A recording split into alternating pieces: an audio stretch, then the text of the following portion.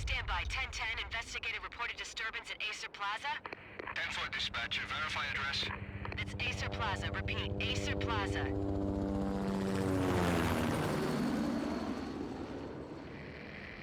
Shots fired on the rooftop. An assault in progress at Aesir Plaza. Repeat, an assault in progress.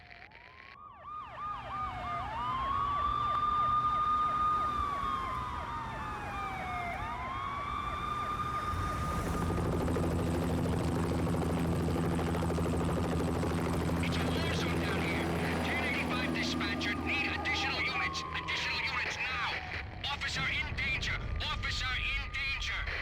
10-5, please repeat. 10-5, all units, emergency. Officer in danger. Aesir Plaza. Repeat, Aesir Plaza, all units. They were all dead. The final gunshot was an exclamation mark to everything that had led to this point. I released my finger from the trigger, and then it was over. To make any kind of sense of it, I need to go back 3 years. Back to the night the Payne started. I was still on the force back then. NYPD, Manhattan, Midtown North Precinct, Hell's Kitchen. So when are you coming to work for me, Detective Payne? You'd make me work undercover in some hellhole. Sorry, Alex. Michelle and the baby come first. See? My last smoke. It's bad for the baby. That's you, Max. A regular Boy Scout. See, Alex. Still on for poker Thursday night, right? Like taking candy from a baby. Life was good. The sun setting on a sweet summer's day, the smell of freshly mowed lawns, the sounds of children playing, a house across the river on the Jersey side, beautiful wife and a baby girl. The American dream come true. Honey, I'm home. But dreams have a nasty habit of going bad when you're not looking. The sun went down with practiced bravado. Twilight crawled across the sky, laden with foreboding.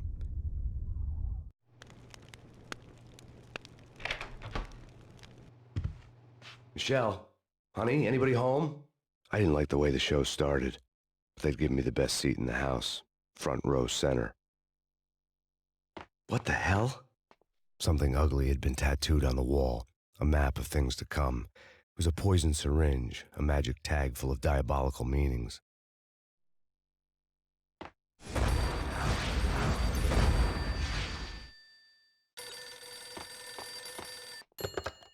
Listen, someone's broken into my house. Call 911. Is this the Payne residence? Yes, someone's broken into my house. They're still here. You have to... Good. I'm afraid I cannot help you. Who is this? Hello?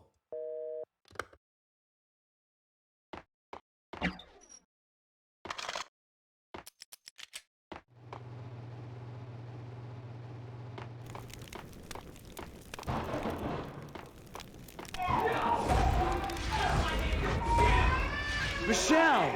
No!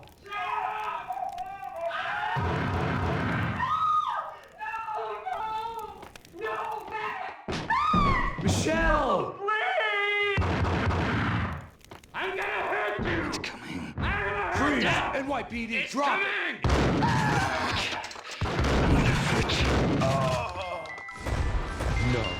No, please, God, no. The flesh of fallen angels! No, God, no, please, Michelle. Oh, baby.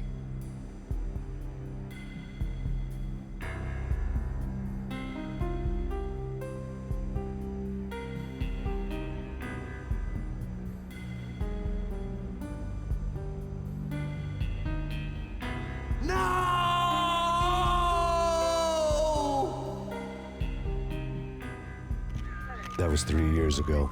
Everything ripped apart in a New York minute. The killer junkies had been high on a previously unknown designer drug, Valkyr, V. After the funeral, I told Alex I'd be transferring to the DEA. It took us 3 long years to get a break in the Valkyr case. Then, finally, 2 months ago, a dime dropper tipped us off that Jack Lupino, a mob boss in the Punchinello crime family, was trafficking. I went undercover, infiltrated the worst mafia family in New York. I came in from the cold and the dark. Outside the city was a cruel monster. I've been slowly working my way from the small time to the big fish, trying to get to the source of the drug. Alex and BB were my only contacts in the DEA, the only ones in this decrepit city who knew I was down here. BB here. Something urgent has come up with Jack Lupino. You need to meet with Alex immediately at the Roscoe Street station. I hadn't had a face-to-face with Alex since I'd gone undercover. Outside, the mercury was falling fast. It was colder than the devil's heart, raining ice pitchforks as if the heavens were ready to fall. Everyone was running for shelter like there was no tomorrow. It didn't get any better when I got to the subway. The feeling hit me like a point-blank shot straight in the face. Something was not right about this. My Beretta stirred nervously under my coat, but the train doors had already shut behind me, and I was in for the ride. Next stop, Roscoe Street Station, and Alex.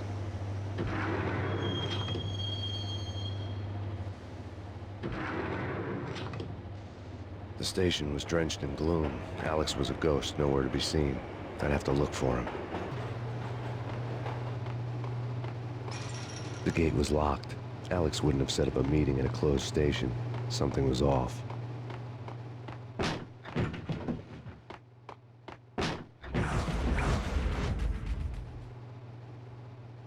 Death was in the air at Roscoe Street. I'd have to find Alex fast.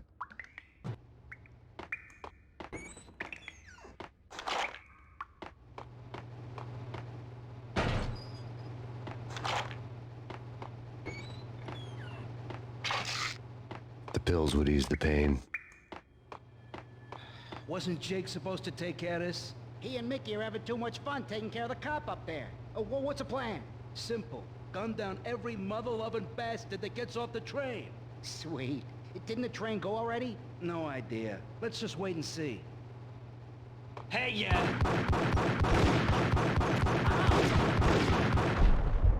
Ow! Oh! Ah!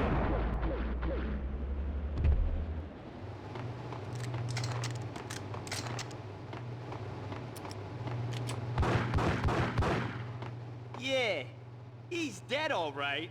Hey, it's me you're talking to. Hey, yeah. Oh! Oh.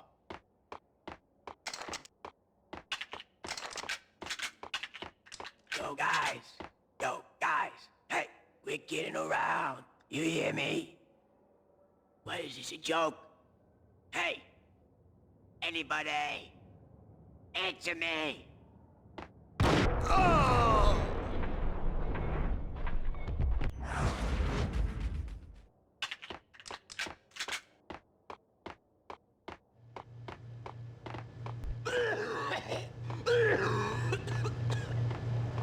What the? Ah!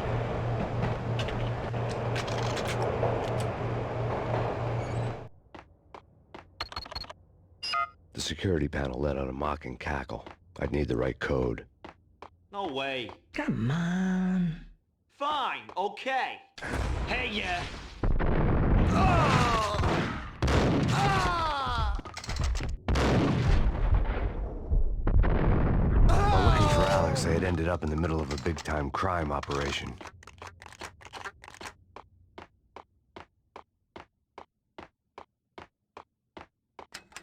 The power to the rail had been cut. I'd have to get it back on to get the train moving.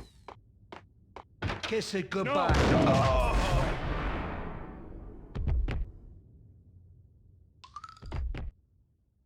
You saved me, man.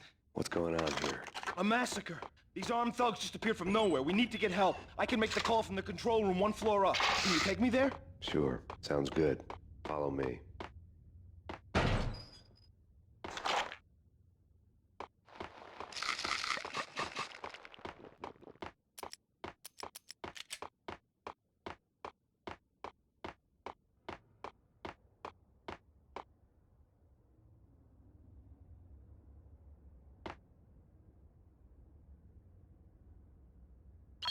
Home free. This way. Hey, yeah.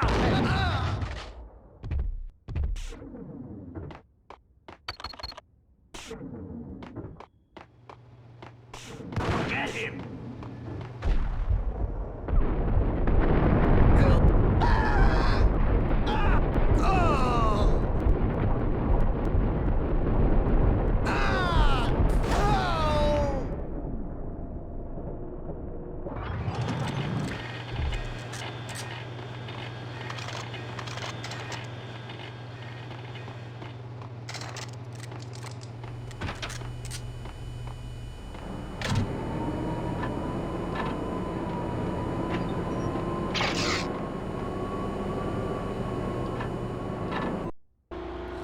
train lit up like a Christmas tree.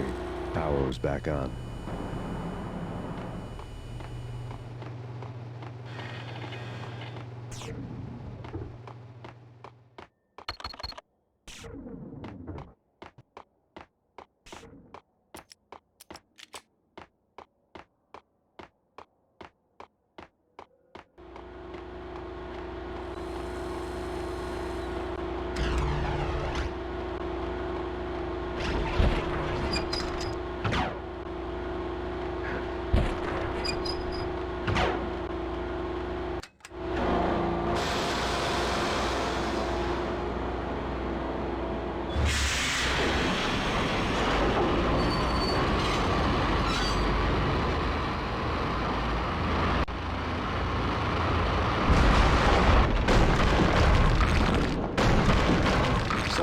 Being subtle.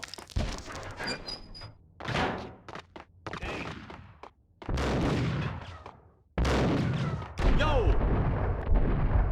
Ah! Ah! Ah!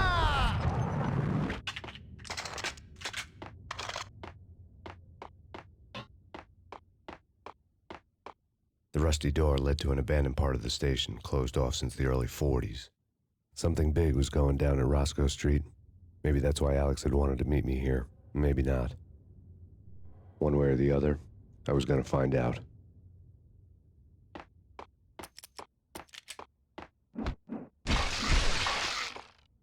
No way. Come on. Fine, okay. Hey! Oh!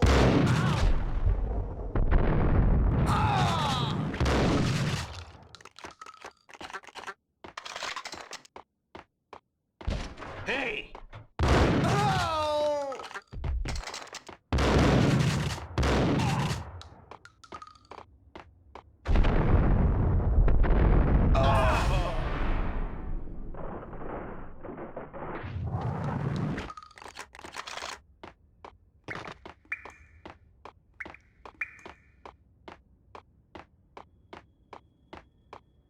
Like Lapino. Now that's spooky. Jack Lapino, yeah, spooky. But also, it's like the failure count is rising. Yeah, I wouldn't joke about it if I was you. Yeah? The station's not secured. Someone decided to play hero upstairs. That's all we need. Whack the sucker! Ah! Ah!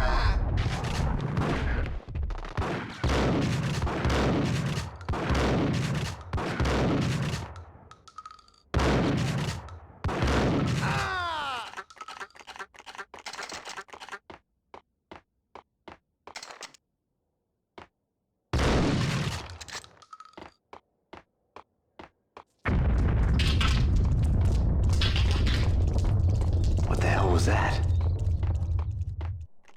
Hold on here. Give me the detonator. What are you talking about? The detonator. I thought you'd bring it. You were supposed to bring it.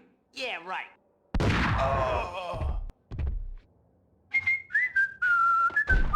What the hell? Ah!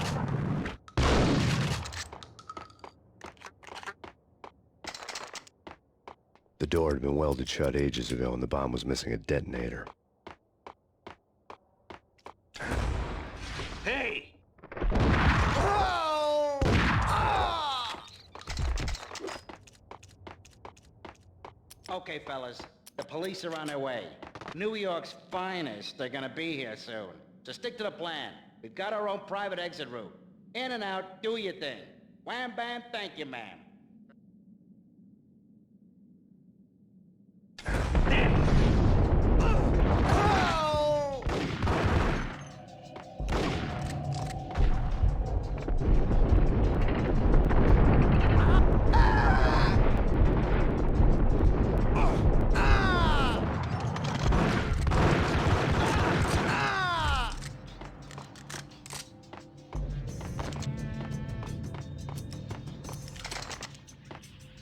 Did you hear something? Nah, take it easy.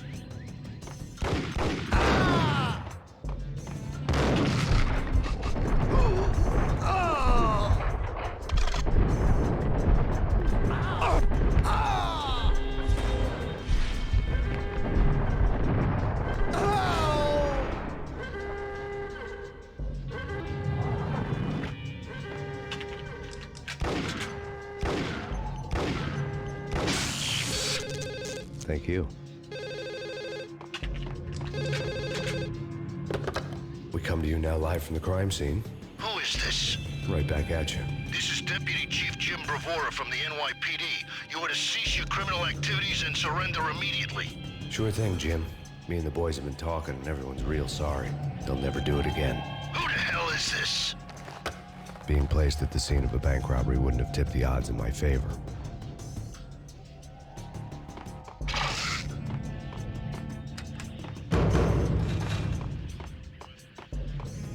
The bank robber's score lay on the table. The bank robbers have been after Aesir Corporation bonds. The Aesir success story had recently been on every channel and on the cover of every magazine.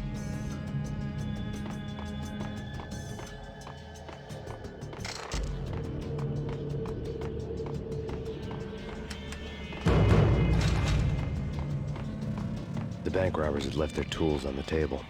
Judging by the detonators, the crooks had bought enough explosives to send Lady Liberty into orbit.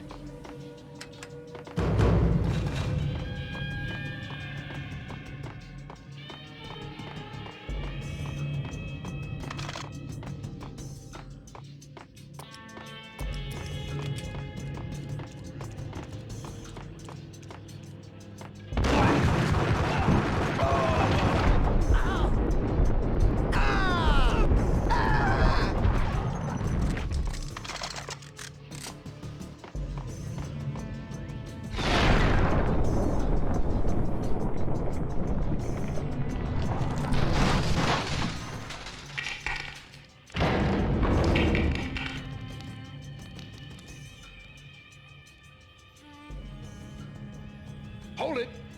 Max! Jesus, you almost gave me a heart attack! I nearly shot you! Alex, I'm glad to see you. What the hell's going on? There are more corpses here than at the city morgue! It's an armed robbery, a tunnel job straight to the Roscoe bank vault through the old station wall. Is this why? This is Lupino's gig? This is Lupino's doing? Lupino's men? Really? You sure know how to pick a place. Can you get through? No, it's locked. We gotta get out of here. If it's Lupino, it's... Alex?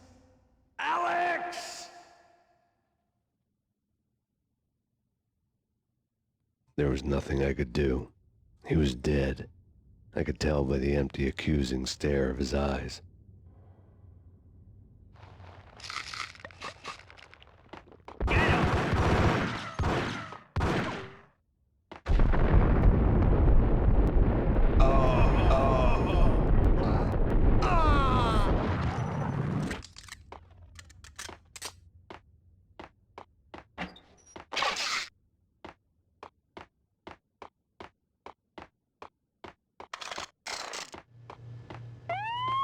Let's get the hell out of here! We'll be fine. Just take it easy. I'm allergic to sirens. We gotta get moving. Shut up, okay? Iced it!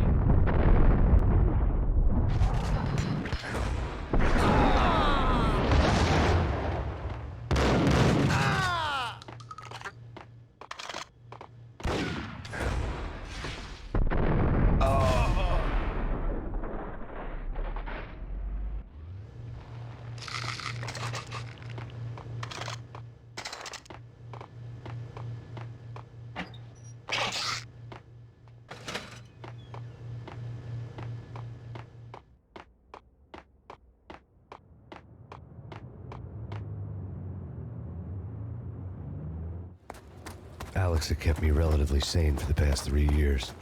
Now I didn't know how I felt. Somehow he had stumbled upon something big and ended up stepping on Jack Lupino's toes. Lupino ran his racket of sex, drugs, and contract killings from a sleazy hotel in a slum block of tenements. The NYPD was closing in. I could hear the sirens. Their wail was a crescendo. Lupino thought he could get us by taking Alex out and leaving me to take the fall for it. All he had gotten was my attention. I went for the hotel first. It was a sad old thing with flickering lamps and faded colors, cheap mobster punks and tired-eyed prostitutes. I walked straight in, playing It Bogart, like I'd done 100 times before. The place was run by a couple of murdering mobsters with shark smiles. The Finito brothers. Ladies and gentlemen, it's the pain in the butt. Payne to the max. You're killing me. Did you make that up yourselves, or you get some wino downstairs to come up with it? Don't answer that. A rhetorical question. I got something for the boss. Lupino around? That kind of depends on who's asking. A friend or a junk squad plant. Don't answer. It's one of them, how do you put it, rhetorical questions. Lupino ain't here, but he said bye. Lupino wasn't in his cheap hotel. Instead, I ran into the Finito brothers. My cover had been blown, the door slammed shut behind me, and then I was dodging bullets like raindrops. Payne in the butt. Ha ha! Payne to the max. Junk squad pig. Gotta take you to Marble City for you. Eat first and lying down. Freaking A.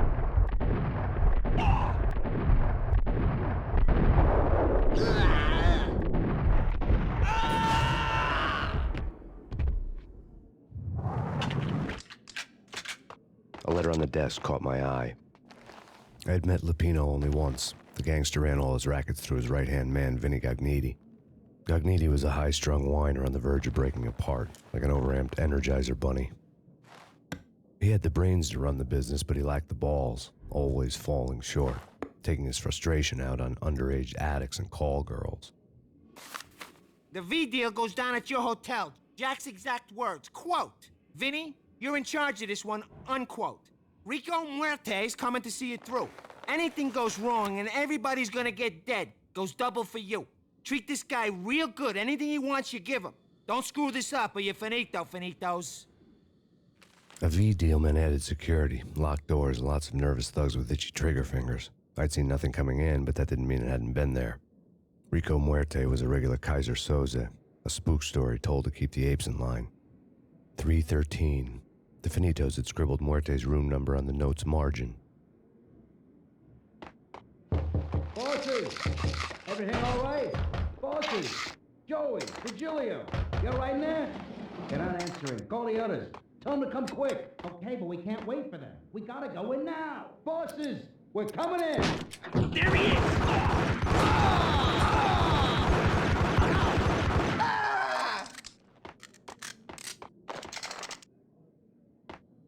Getting out was not going to be easy. The staircase was locked and the elevator had been busted for a decade or more.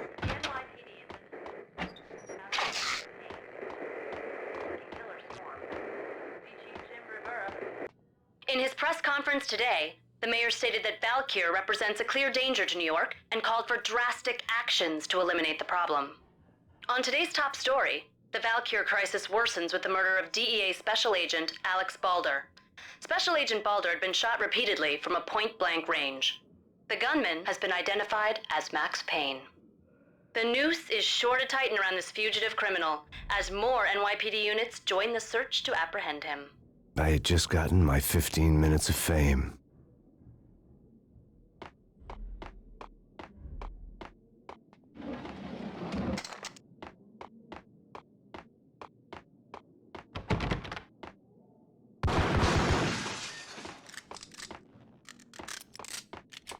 Yeah, something's wrong with the bosses. Payne's there and they're not answering.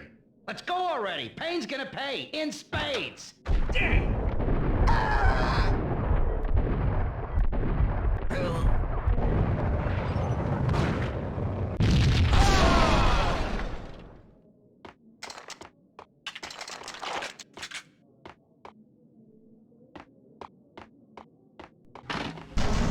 What the hell?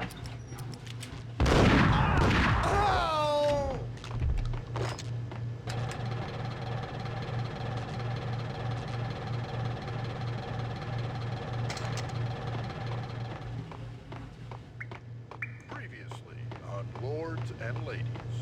Lady Amelia, Marquis Valentine asks for an audience. Thank you, Lawrence. My lady. My lord. And now, an all-new episode of Lords and Ladies, brought to you in part by Aesir Corporation.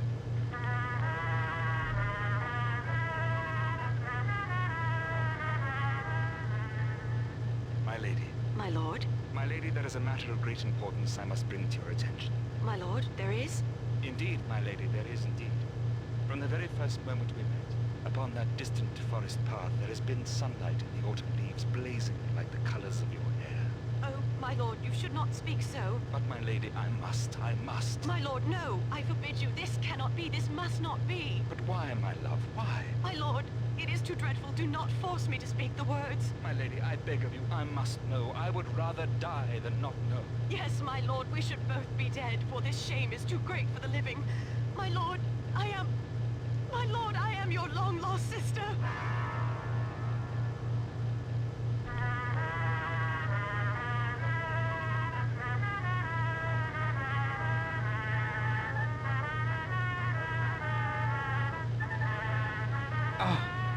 Lady Amelia, so tragic.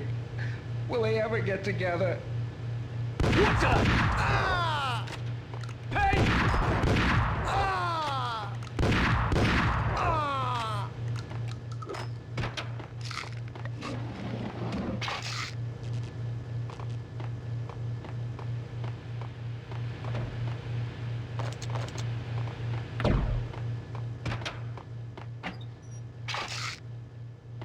V-head junkies could go off without a warning. I had to be careful.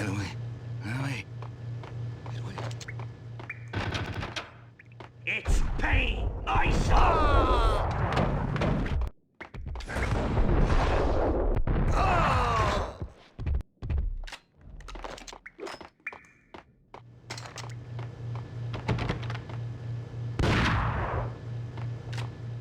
Piece of crap!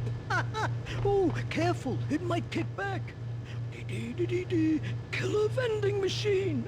You talking to me? Tough guy, scared.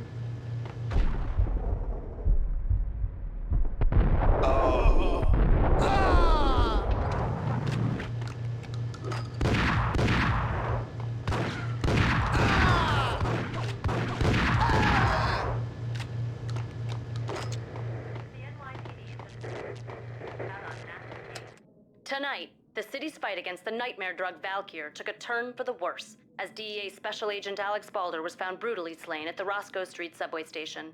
A suspect was seen leaving the site only moments after the shots had been fired, and the NYPD is currently in pursuit of Max Payne, a repeated felon believed to be armed and extremely dangerous. And now the weather. The worst winter storm in recorded history continues to pound the city.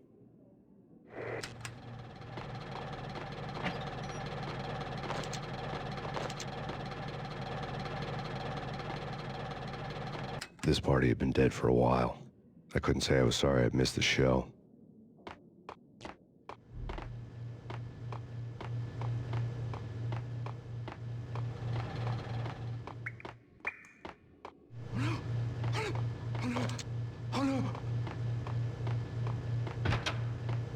Get him!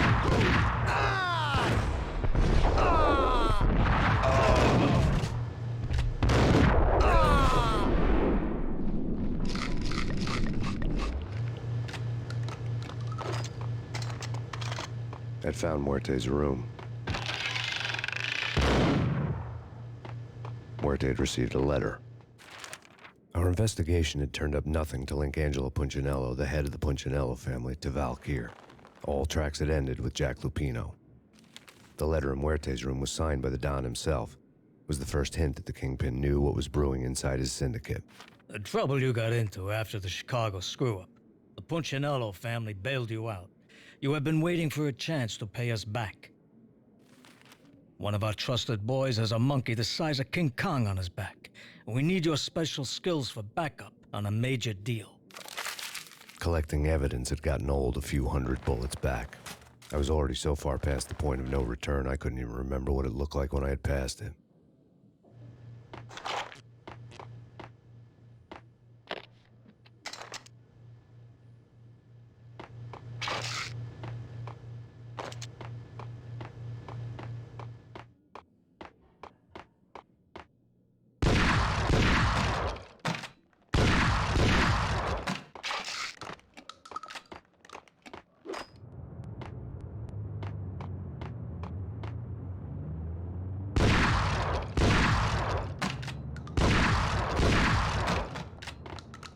I didn't want to know what had happened here. It was not a pretty sight.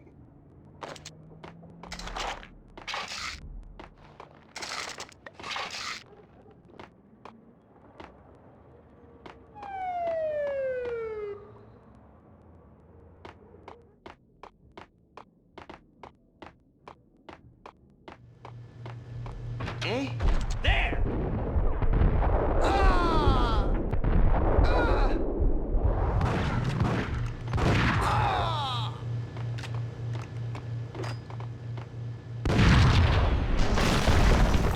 What the? Told you. God damn!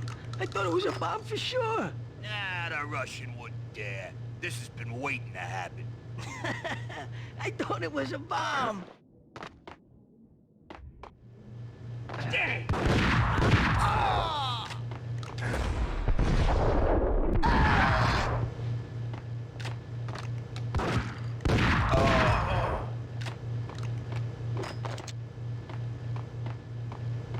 You're gonna die.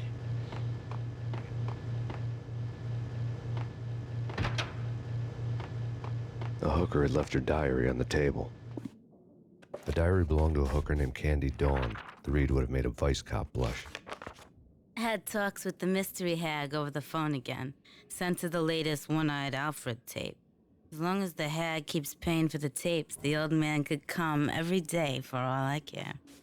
She had a nice sideline, making secret X-rated flicks of her clients and selling them to the highest bidder. It would get her killed if her V-fix for the day didn't do it first.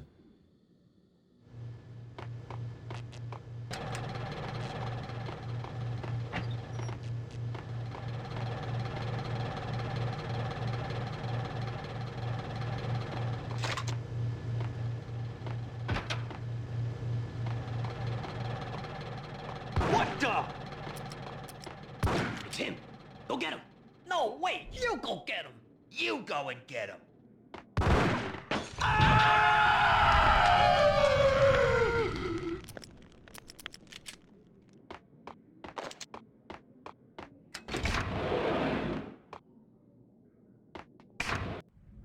The old service elevator rumbled down to the bowels of Jack Lupino's hotel.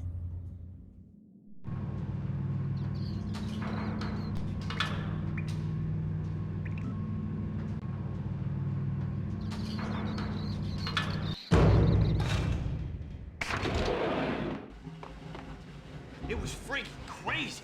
The cops were doing a full-scale siege next door. More traffic than rush hour.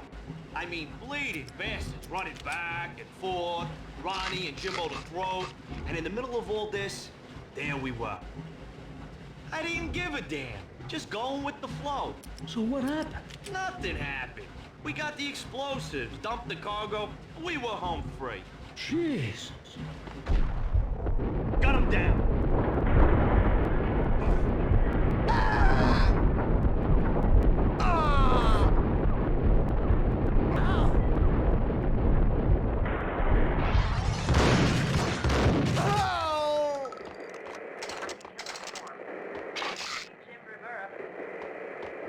A winter storm warning is in effect in the whole tri-state area, as both freezing rain and heavy snowfall continue. Many roadways are already closed, and people are advised to stay indoors. The severe blizzard has ravaged New York for 3 days now, with no end in sight. We'd been snowed from the start in the Valkyr case. The forecast said there was plenty more where that had come from. But the snowbound city was on my side. Less chance of innocent bystanders getting caught in the crossfire.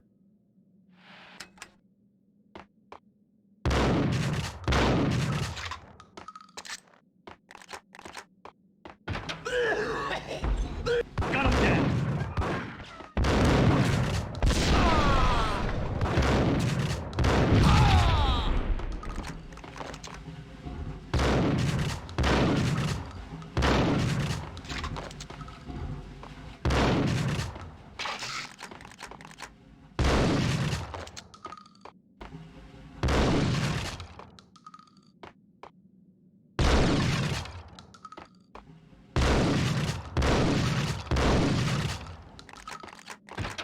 Yo! Exhibit number 1, a newspaper. A dead man tied to a chair lay on the boiler room floor. Captain Baseball Bat Boy has an unbeatable track record in superhero death matches. But a 6-pack of root beer gets me every time. The murder weapon was a baseball bat, now lying in a pool of drying blood next to a newspaper folded open on a Captain Baseball Bat Boy comic strip.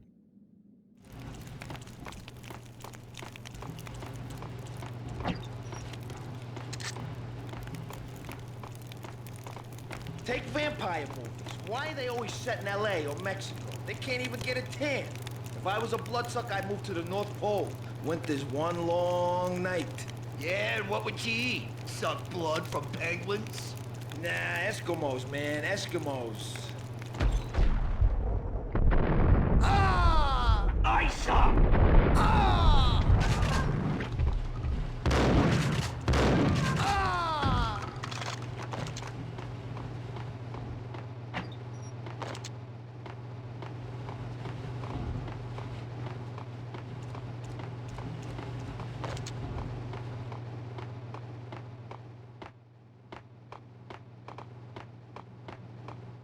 Chill with the guns.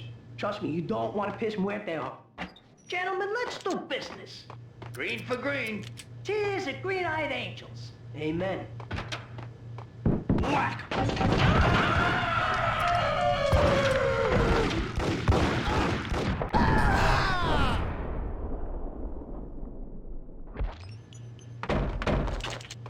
A lifetime ago, this would have gone down as a narcotics arrest.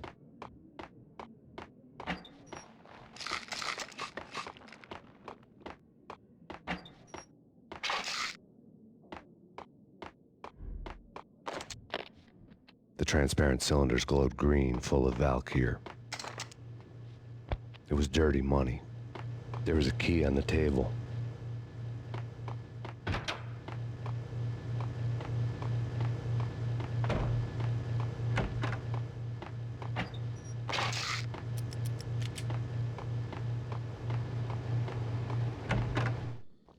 Two mad dog killers, ready to murder each other. They step into the next room, and I'm thinking, now they're gonna do it. But no. They sit down in front of a TV and solve their differences with a kung fu fighting video game. I tell you, Candy, I was so depressed, I strangled them both with the video game cables. Oh, Rico, you're so bad. I am, ain't I? Rico Muerte, big-time hustler. Who the hell? It's that cop. Muerte went for his gun. Oh, crap. Do something. There he is.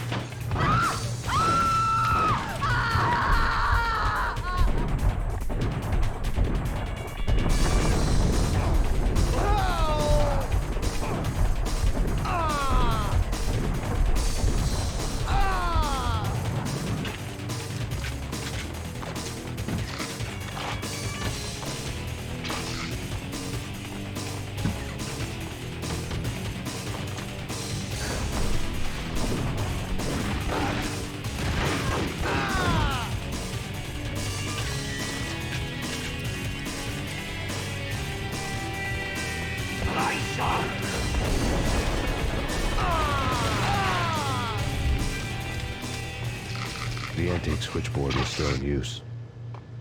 There was an old telephone switchboard in the back room of the reception area, the kind that made phone tapping child's play.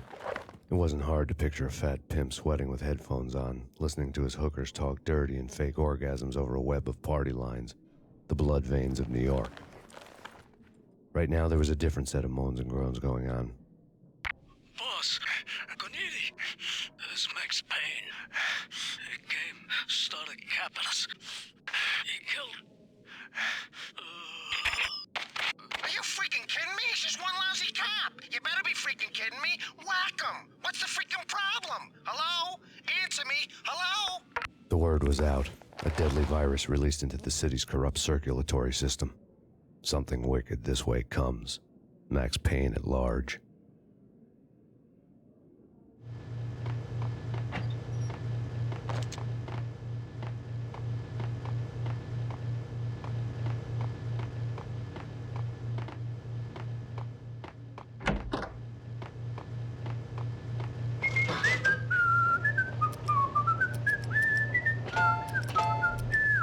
You think you could take my money? You know who you're dealing with? Huh? Do you? Do you?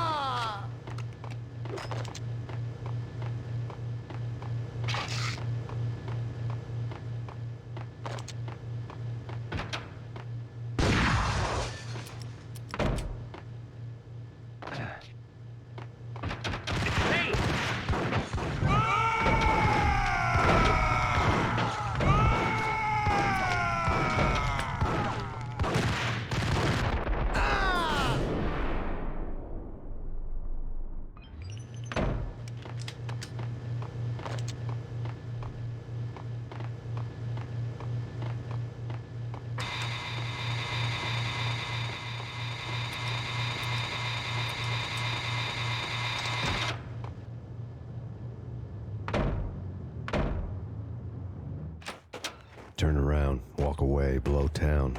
That would have been the smart thing to do. Guess I wasn't that smart. Lupino's tenement buildings were a seedy hangout for all kinds of sleaze. A liquor store, a pawn shop, a laundromat full of mobster bookies and loan sharks. The list went on. The how and why of it was a mystery to me, but they knew I was a cop. They knew I was coming, and they were going to get real trigger-happy about it. I got to see Lupino's hangout all lit up. A bomb went off, turning snow into liquid gold. A pillar of fire lifted the remains of a car straight up into the air. The flames were highlighted on the hood of a black Mercedes-Benz as it coasted down the street real slow, as if the driver didn't have a worry in the world. I got a good look at the man riding shotgun. It was Vladimir, the head of the local Russian mob, the fly in Don Punchinello's soup. The ringing in my ears was the sound of a mob war being waged.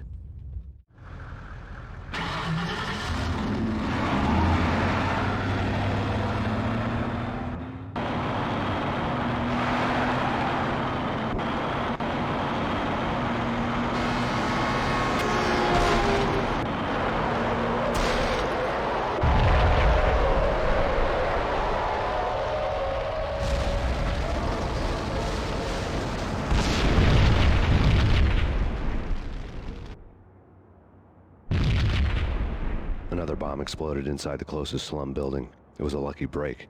The goons inside were spooked, but luck always came with a price tag. More bombs could still be ticking inside, and the cops would already be on their way. Jack Lupino's suite was on the top floor. At least it used to be, before the explosive makeover.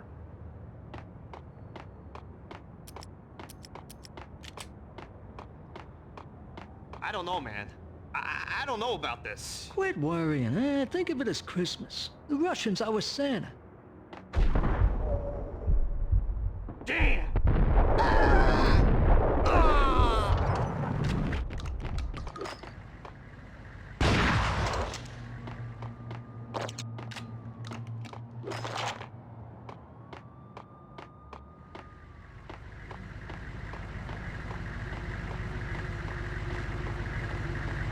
The headlines were a depressing read.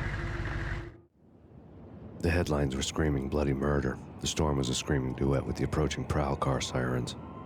It was all a scream when you were down for the count and wanted for murder.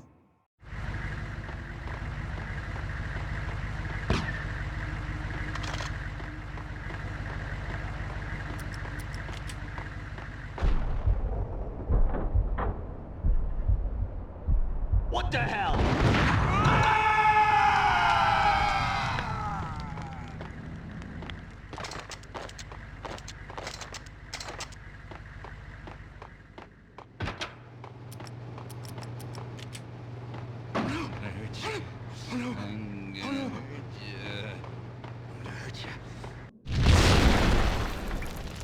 The whole building was rigged with explosives.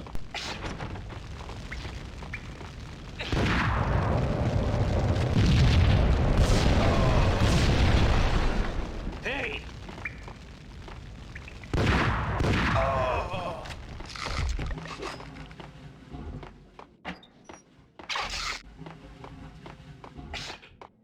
Damn! Hey!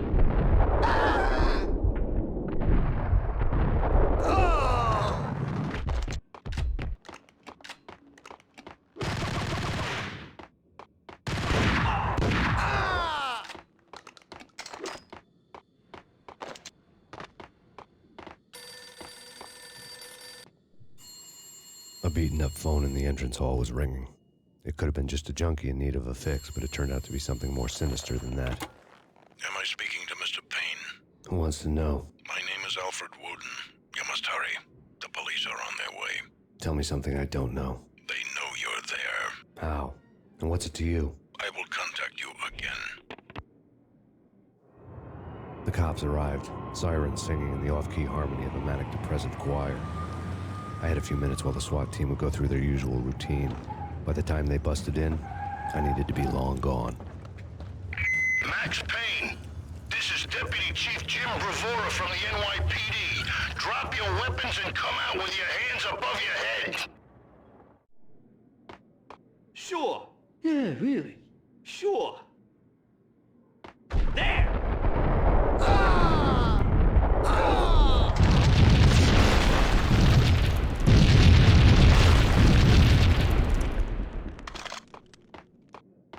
I couldn't get past the door without a key.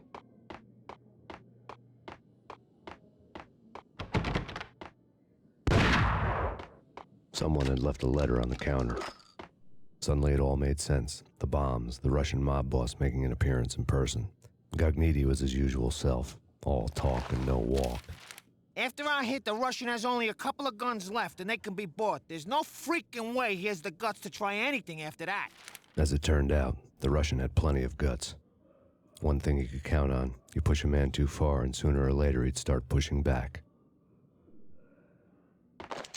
There was a key on the shelf.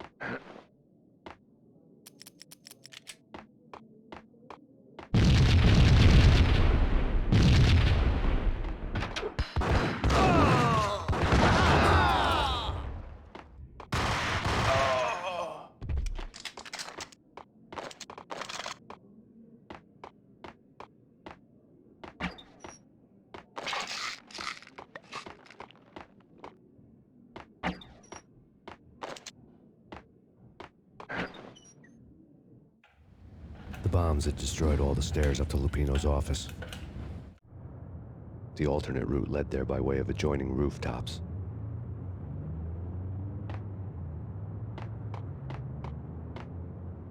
It's never been this cold. Never ever. It's like the sky's falling. Yes, sir. It's the end of the world as we know it. And I don't feel fine. I don't feel anything. Not a thing. I'm freezing my butt off.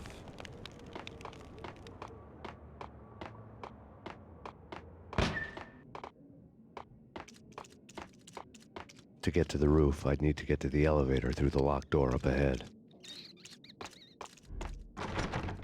Pizza delivery. Never seen you before. Buzz off, Joker.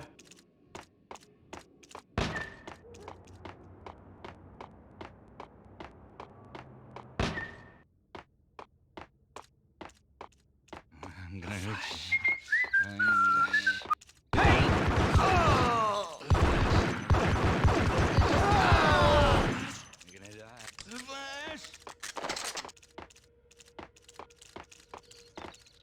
I'm gonna hurt you.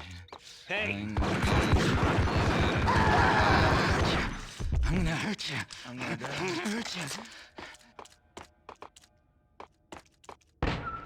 No, don't shoot. I ain't... You know the clowns at the laundry? Me? No. You're no good to me then. What? No, the laundry, yeah. I know him, yeah. Get me in there. Okay.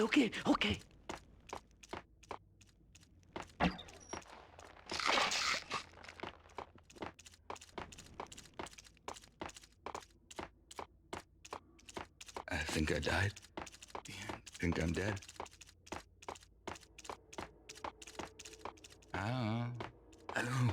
I don't know.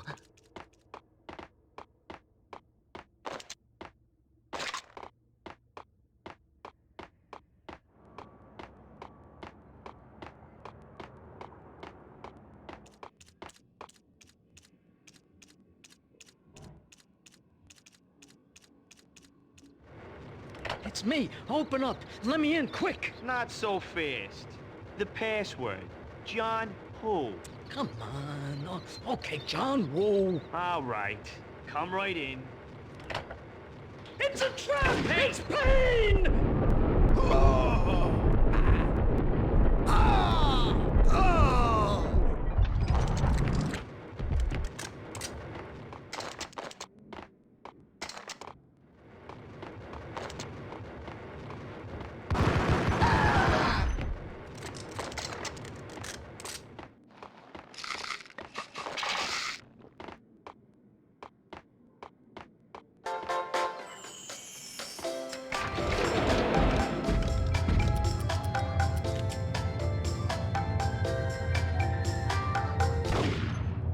Thank you.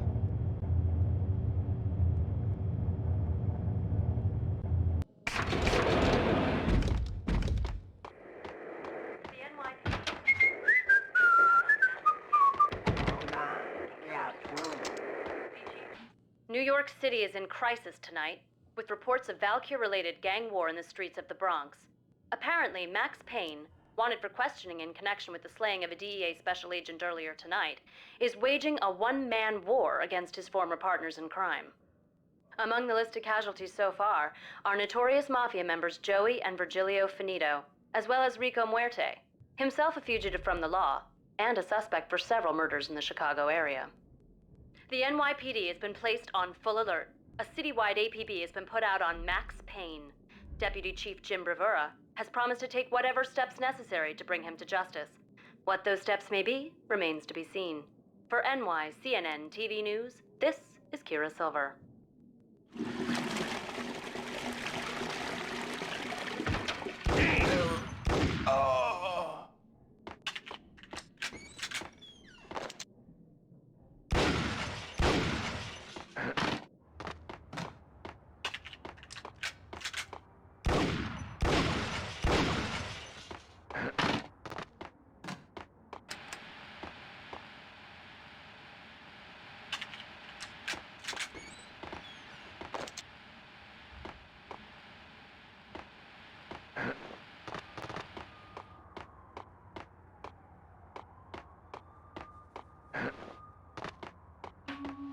This week on Address Unknown.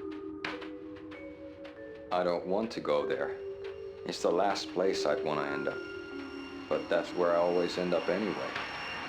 Only, it's not me talking to the pink flamingo, but someone who looks the part down to the finest detail, except that he's evil. I'm hiding in the shadows, watching it all unfold. The flamingo speaks. He can speak here. It says, "Mirrors are more fun than television."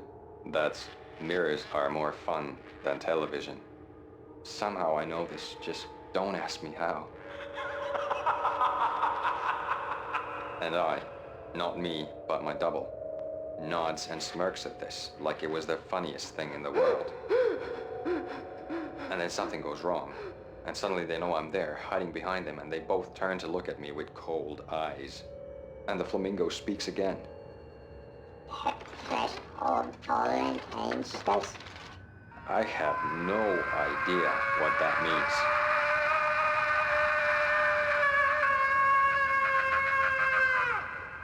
And that's when I always wake up to my own scream, in that brightly lit white hospital room, strapped to my bed.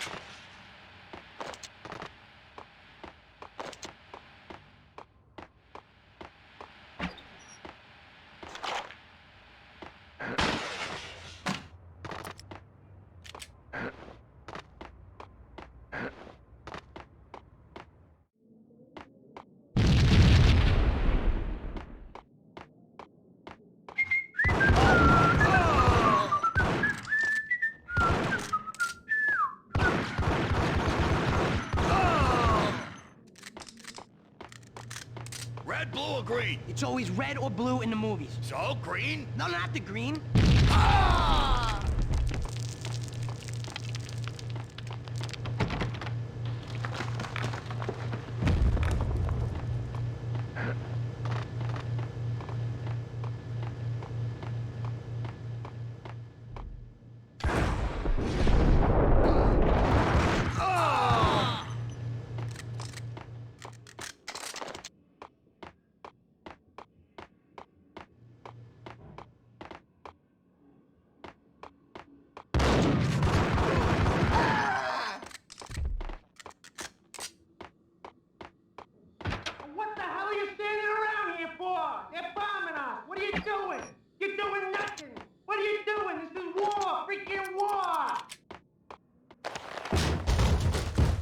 Vinny Gognitti. Just the man I've been killing to see. Payne? Freaking fed! I knew from day one there was something screwy about you. What do you think you're doing? You're a freaking cop. You ain't got squad on us. You can't just come in here waving your piece like it meant something. Yeah! Oh my God! Oh God, you shot me! Ah! You're dead, Payne! What the hell are you waiting for, you apes? Kill him! Kill him! With pleasure, boss. Gognitti bailed. I made like Chow Yun Fat.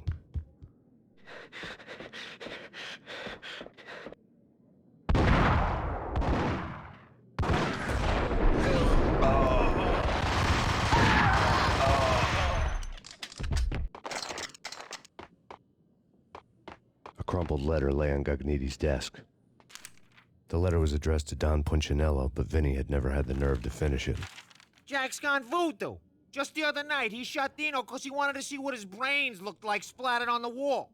He's a freaking mad dog. We're running out of men and business fast. Gognitti had been living in mortal fear of his boss.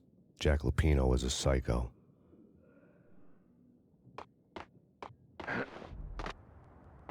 Vinny Gognitti was running scared. He could run, but with a bullet in his stomach like a broken bottle of Tabasco, he was quickly running out of time. He knew where his boss was, and I wanted to square things up with Jack Lupino. Gognitti would be moving fast. I don't know about angels, but it's fear that gives men wings.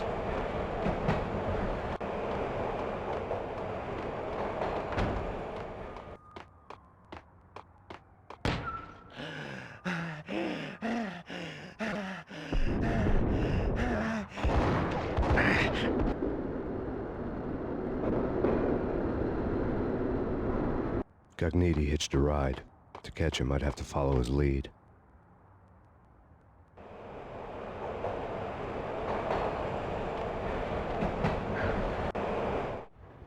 This was my second train ride of the night. The way it started didn't promise anything better than the last one. Freezing wind tearing at my face like sandpaper and razors, ice hard and slick under my hands and feet. And somewhere in the background, the wail of sirens, the city howling after me. New York sped by and fast forward. Dark rooftop water towers and a dead forest of antennas and chimneys, all a blur. When the train he was riding slowed down, Gognitti made his move.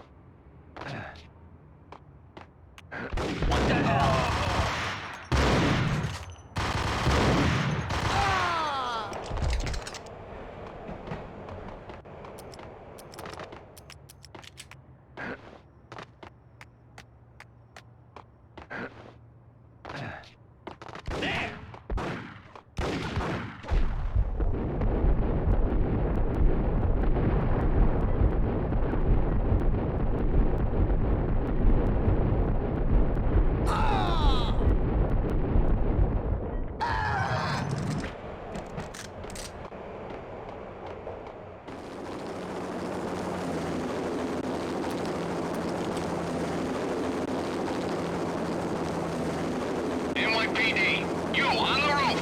Drop your weapon and lie down. I repeat, drop your weapon and lie face down.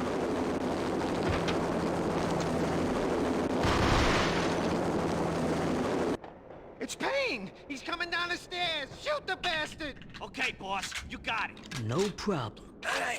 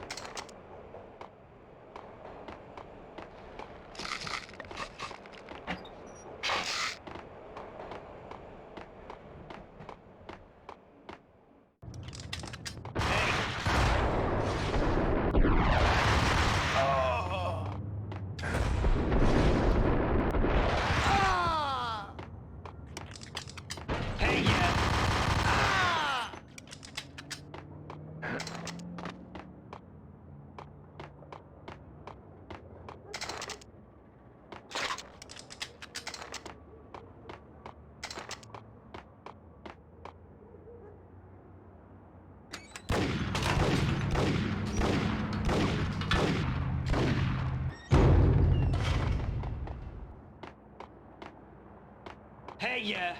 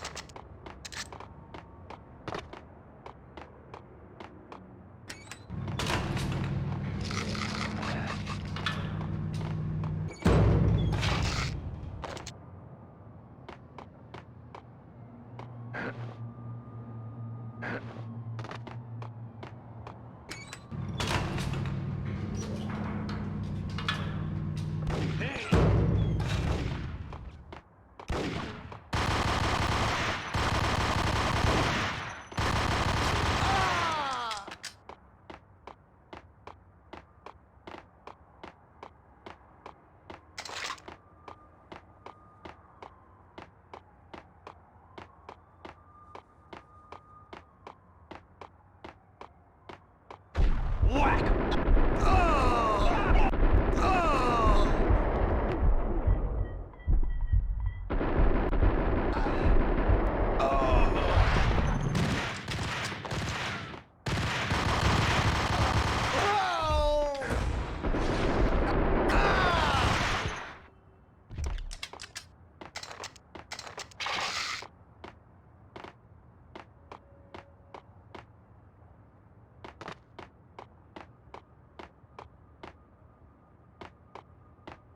We're gonna be rich! Freaking rich!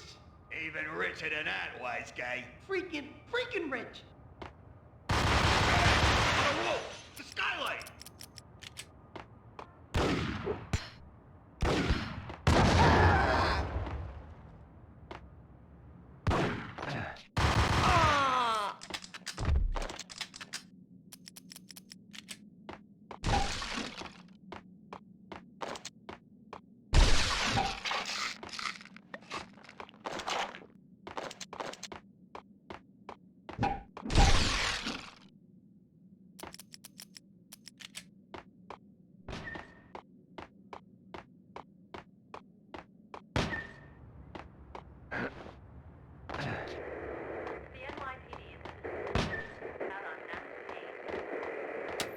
Max Payne has nowhere left to go. We are very close to capturing him. You'll get a full statement then.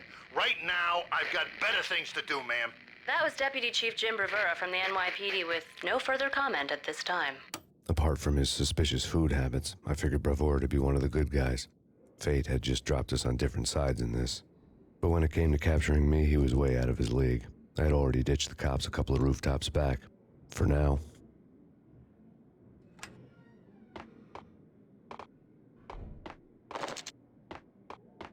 He's coming! I can hear him! Ready? Keep your guns pointed at the door. Okay, this is it. Any moment now, Payne's gonna bust through that door with murder in his eye. It's either him or us. I, for one, am gonna pump the SOB so full of lead, they'll need a forklift to carry the coffin to the grave. Whack!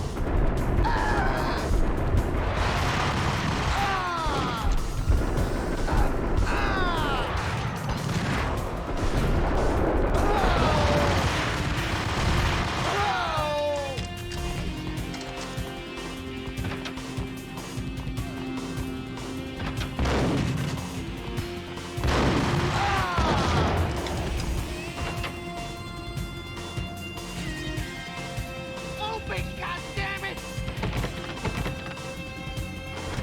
Payne! I'll kill you, you lousy freaking cop!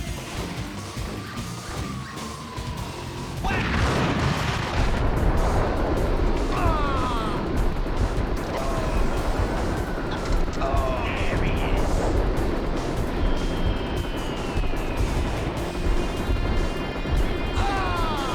That's Payne.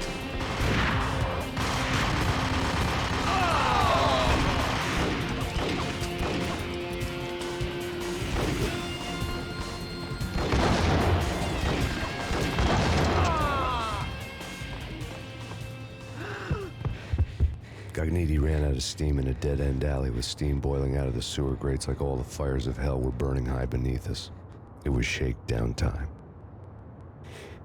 Where's Lupino? Screw you! Bad start, Vinny.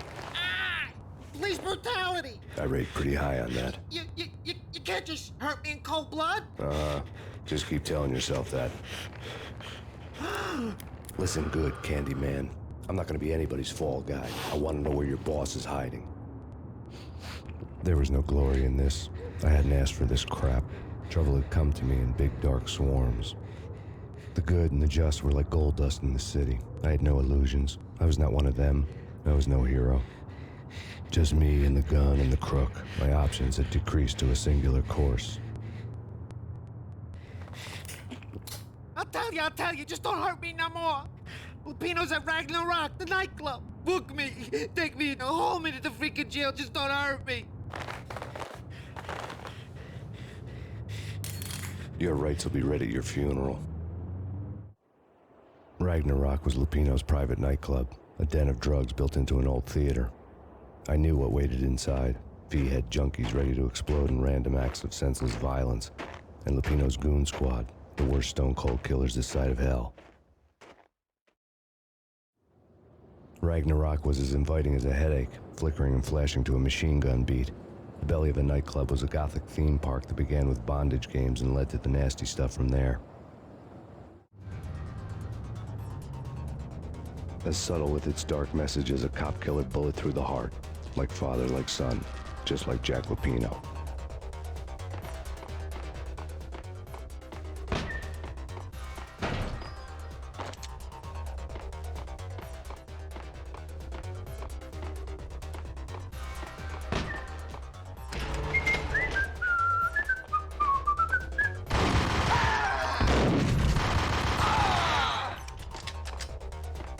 The book had never been a bestseller.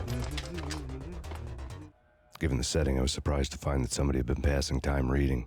The paperback was entitled, The Age of Murder and Storm. The blurb on the back mentioned Norse mythos and Ragnarok, the end of a Viking world with a terrible winter that covered the earth in ice, when vile crimes were rampant and all humanity lost. I could see how somebody impressionable might get it into their head that we were at the end of time. I was also beginning to see what the nightclub and its owner were all about.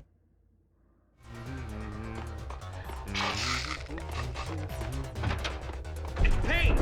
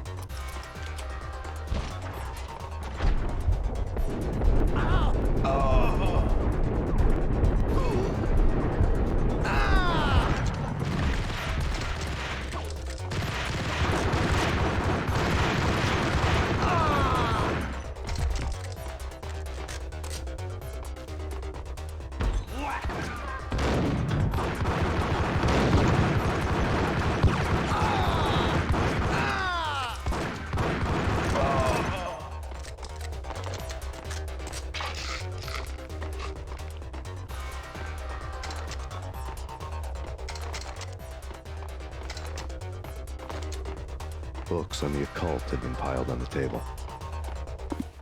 The room was stacked with light reading, such as Necronomicon, Witchcraft, and Paradise Lost. Old exotic titles like Malleus Maleficarum and De Umbrarum Reini Novum Portis. Books with pentagrams on their covers, all dealing with the occult and the infernal, lying between stacks of horror videos and a couple of Ouija boards. The only thing I could take seriously was the thought of Lupino taking it seriously. He had been spending a lot of time getting intimate with the guy downstairs.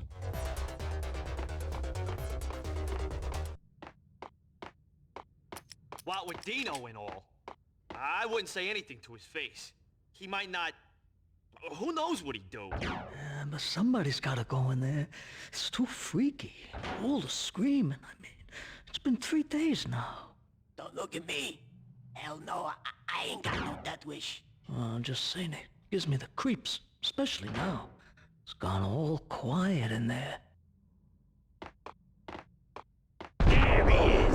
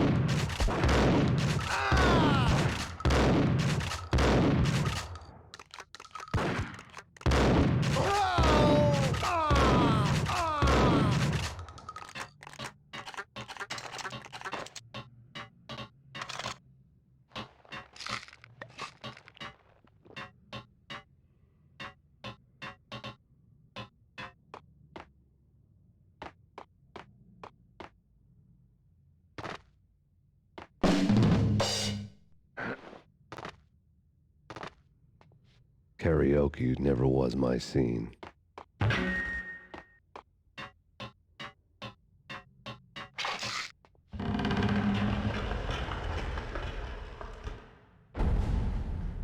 What the hell?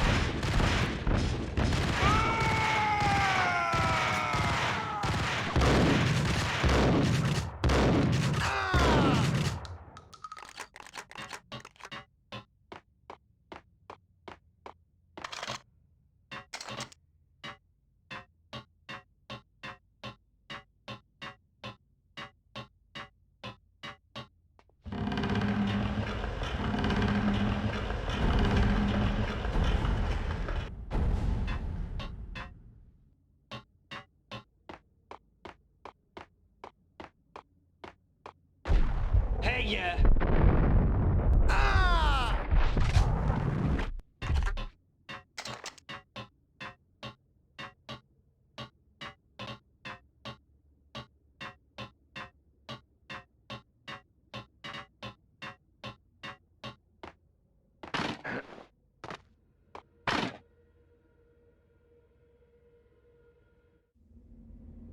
The backstage area led to Lupino's inner sanctum.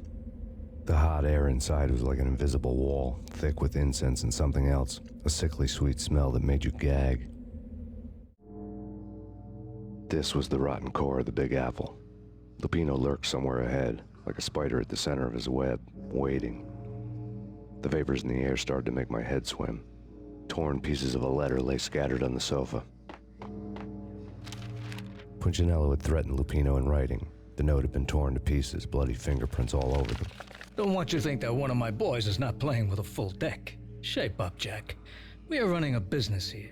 I'd hate to send the trio to strong-arm you. The trio were the Don's notorious henchmen. It was obvious that Lupino hadn't been intimidated by the threat. Lupino's notes covered the table. Jack Lupino was crazy, all right. The table was scattered with notes of demented arcane nonsense written in rusty blood, a mishmash list of demons, devils, and dark gods evoked.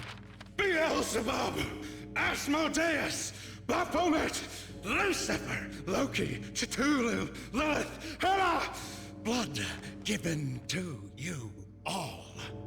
He was after that old Faustian deal, your soul for power and fortune. Just sign on the dotted line with your blood. Lupino's notebook lay on the pedestal. Jack Lupino was crazy, all right. Mythic wolves, let loose to devour the sun and the moon. Lupino is the wolf. I'm Mr. Beast, the big bad Fenris wolf. I'm the end of the world man, wearing the flesh of fallen angels. After Y2K, the end of the world had become a cliché. But who was I to talk? A brooding underdog avenger alone against an empire of evil, out to right a grave injustice. Everything was subjective. There were only personal apocalypses. Nothing is a cliché when it's happening to you. The flesh of fallen angels! Come to me all! Astaroth, Beelzebub, Asmodeus, Baphomet, Lucifer, Loki, Satan, Cthulhu, Lilith, Hela! Blood to you all! Secrets living under the skin of reality. I've seen it. The corruption of flesh.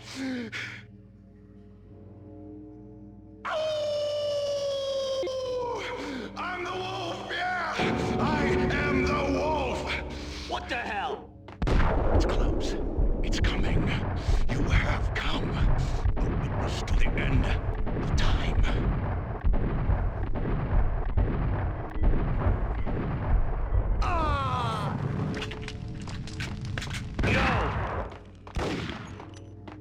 It's now! I will rise to her side! I don't need the words! I'm beyond the words!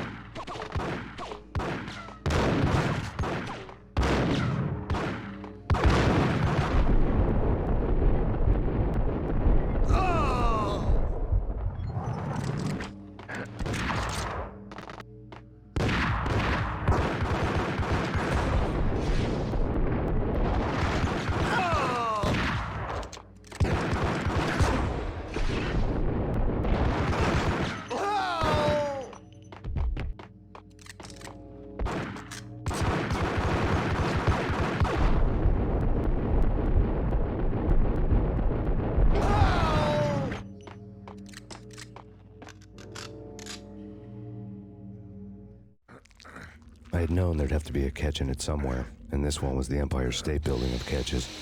Lupino was pumped up and dying to go 15 rounds with a mutant alligator. And then he started this spooky monkey talk, straight from a bad dream. Mine. I have tasted the flesh of fallen angels. I've tasted the devil's green blood. It runs in my veins. I've seen beyond a world of skin, the architecture of blood and bow and arrow. Death is coming! She is coming, and hell follows with her. This is the twilight winter. I am ready to be her son. Her time is now, and all who stand in her way must die! Die! You'll die! You'll die! Now! All die!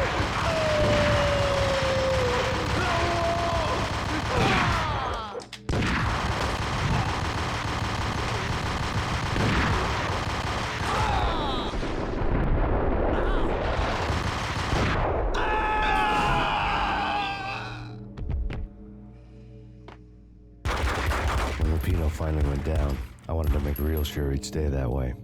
V was a bad monster. Turned them into friggin' zombie demons from outer space. I think he's dead already. Huh? And that's when it happened. But dead or not, you've got the wrong guy. In stepped this knockout femme fatale holding a gun to my face. I returned the favor.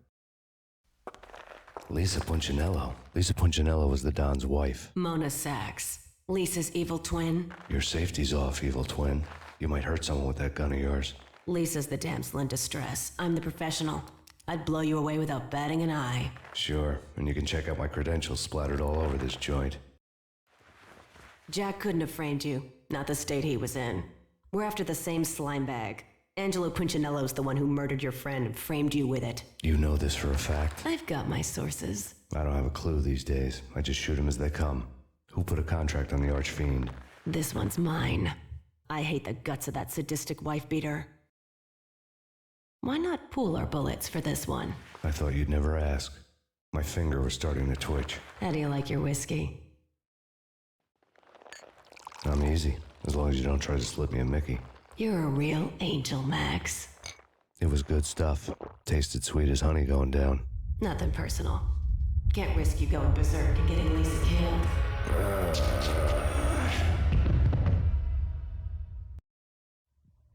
The nightmare was always the same.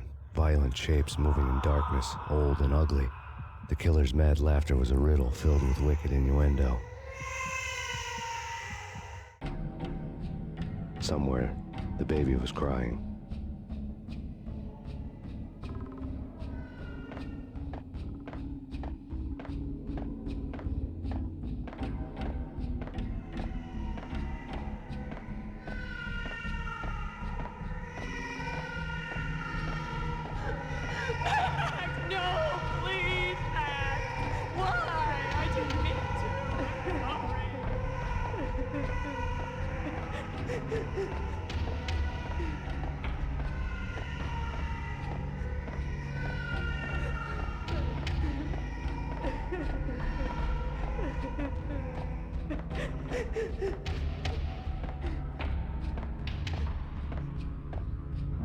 Should have known it when we found you snoring next to Lupino's corpse.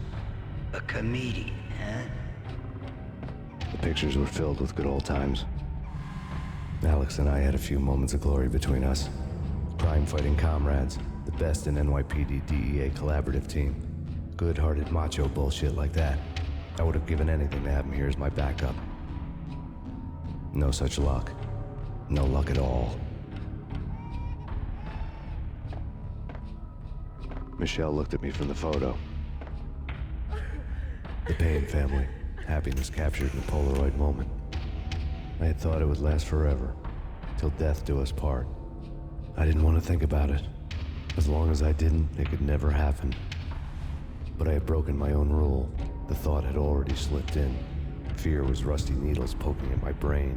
Cold and scaly, it slithered down my chest.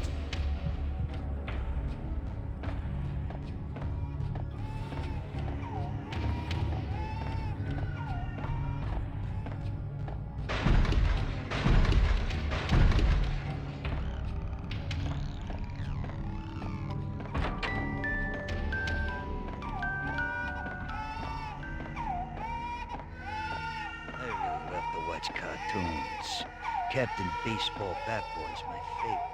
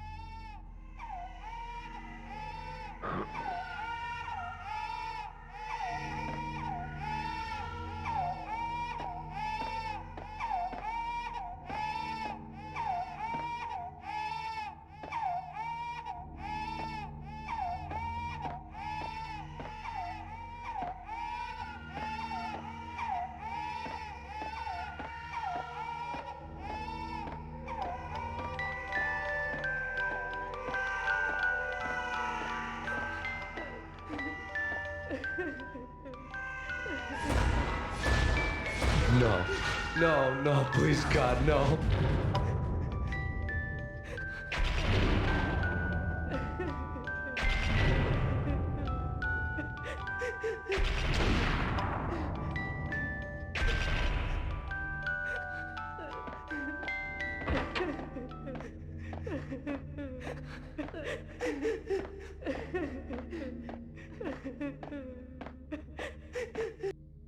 Slice 'em, dice 'em, shoot 'em full of holes, blow 'em to bits, vaporize 'em, disintegrate 'em. No matter what you do, they'll still be back, good as new. Michelle's diary lay on the table. Michelle was working part-time in the district attorney's office. Her diary was open on today's entry, her handwriting all pretty curves. An army dossier found its way to my desk yesterday. Valhalla? Isn't that a Norse myth?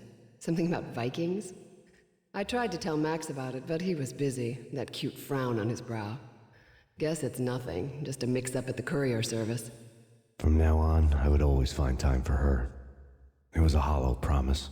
Too little, too late.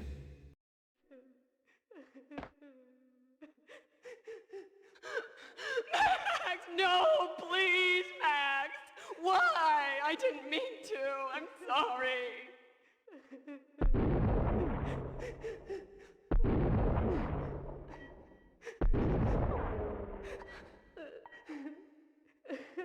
Murderer! You killed her!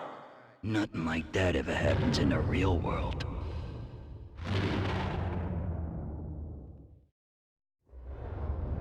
I woke up in a bad dream.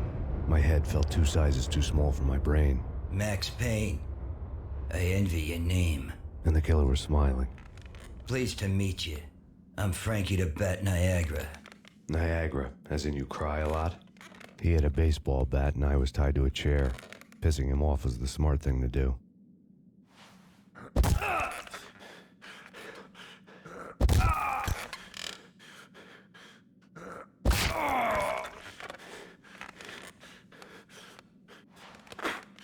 Nothing wrong with a little laugh now and then.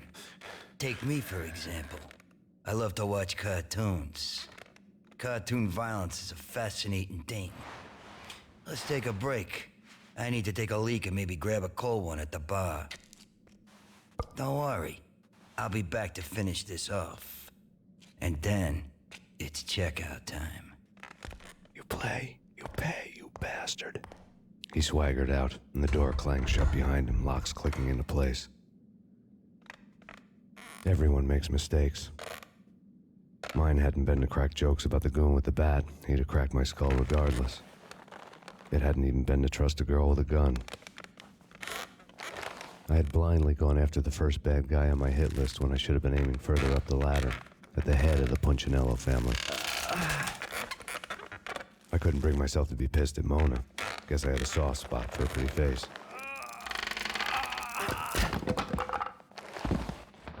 But when somebody decides to play baseball with your head, you tend to get sore.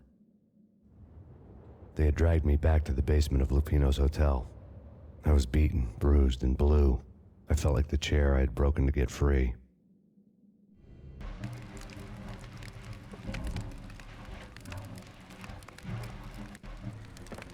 All I had was Niagara's bat, sticky with my own blood. Without a gun, I'd be no match for Frankie's men. I'd have to play hide and seek with them.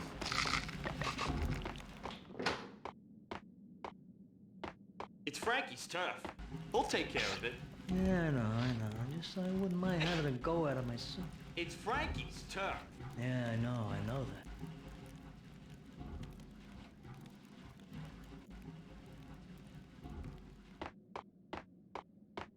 What the hell?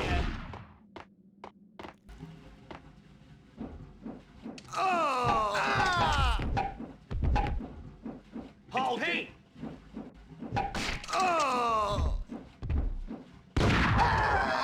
Hey.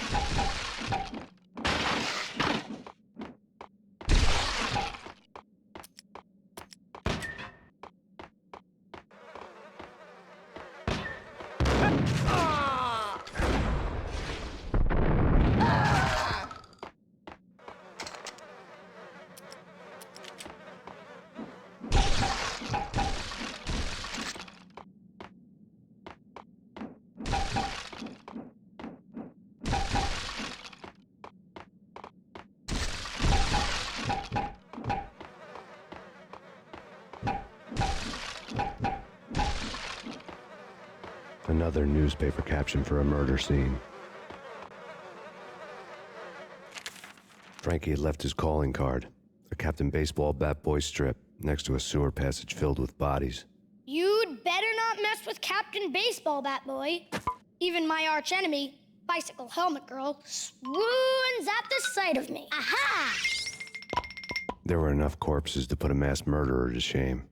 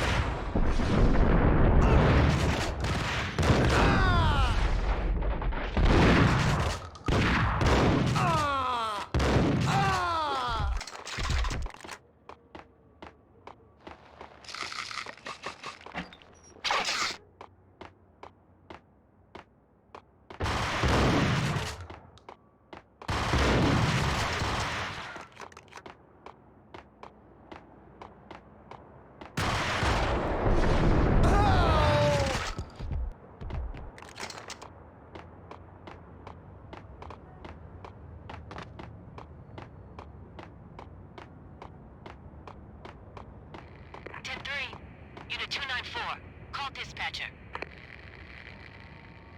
Unit 294, come in. Have you arrived at the scene? Unit 294. Unit 294, come in. Unit 294.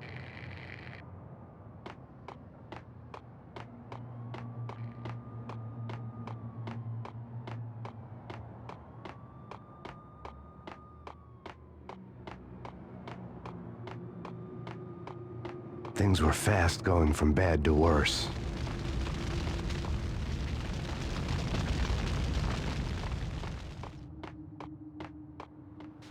The men in blue had come and gone. They had decorated the place with chalk outlines and tied it together with yellow tape. The cops who had stayed behind were dead. Frankie, his boys, and I had the place all for ourselves. Just forget about it. Just forget about it. Hey, just forget about it.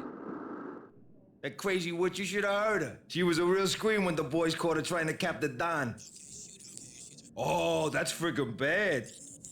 To the trio? That's even worse than what Frankie's doing to that poor bastard downstairs. She's gonna take a long time to die. The mobster muscle on the phone was talking about Mona.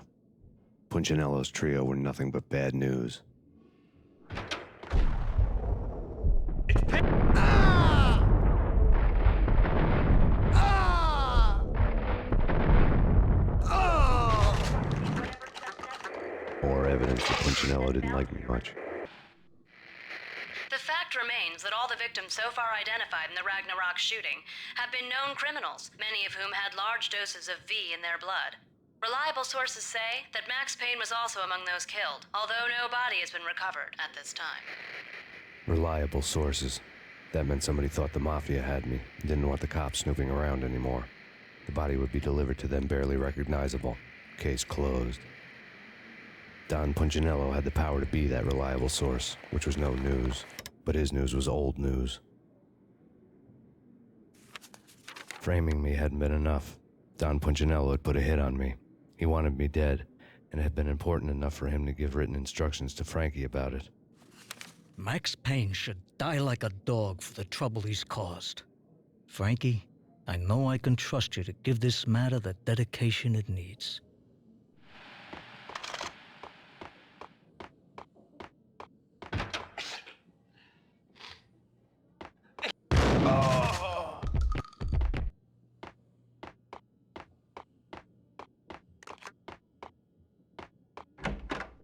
The hotel bar was fast developing quite a history. True to his words, Frankie was there, having a beer. Jesus Christ. How the hell'd you get loose? Got bored waiting. Thought, what the hell, we could just as well finish this here. Fine by me. This works out just as well.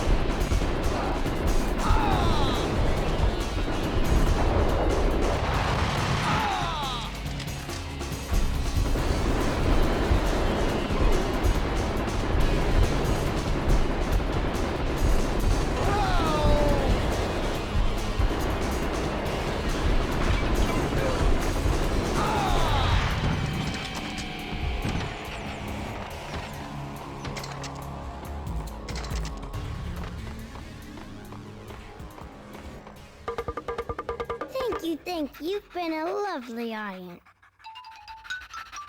Had enough? I don't play with girls anyway. Unfair! I spotted the tail as soon as I left the hotel. A big black Mercedes. I'd seen the car before. That time it had heralded impressive explosions. Vladimir was back. Bang. You're dead, Max Payne. I might have laughed if I remembered how. What's this supposed to be? Cops and robbers? Look, you want something with me? Get in line. Peace, man. Relax. You know you are a real news item. Armed and dangerous. I am going to make you an offer you can't refuse. I've always wanted to say that. It's a bum rap. I've been framed. That's a moot point. Whatever you did or did not do, I'm sure you had good reason for doing it. Want to hear me out? I'm listening. Punchinello messing with V is bad for business all around. But that's not all. There is this guy, Boris Time, used to pull jobs for me. He's the captain of the cargo ship Charon. Now the bastard turncoat has gone over to the other side, Punchinello's. The ship's loaded with high-res hardware, guns, my business. If Punchinello gets hold of that cargo, he's won and I have lost. And you'll have your work cut out for you. If you want to get to Punchinello, you will need heavy-duty persuaders. I am just the man to get them for you. Change the ship back under my flag, maybe pop 2 in the traitor Dime's head while you're at it. You'll get enough guns to start the apocalypse. You in or out? Let's get this show on the road. Vladimir was one of those old-time bad guys with honor and morals, which made him almost one of the good guys. None of us was a saint. The Brooklyn riverfront was a maze of rusty containers, sharp-boned cranes looming up from the snowstorm. On a night like this, you couldn't help but think of the dark army of dead men sleeping with the fishes, cement shoes in line. No Minotaur lurked in this labyrinth. But somewhere out there, on the clanking deck of his cargo freighter, the skipper of the Chiron was waiting, like the ferryman of the River Styx.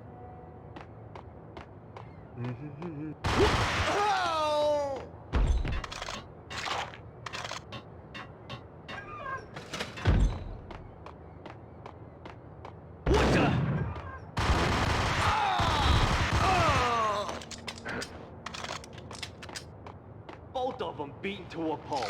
Eyes swollen.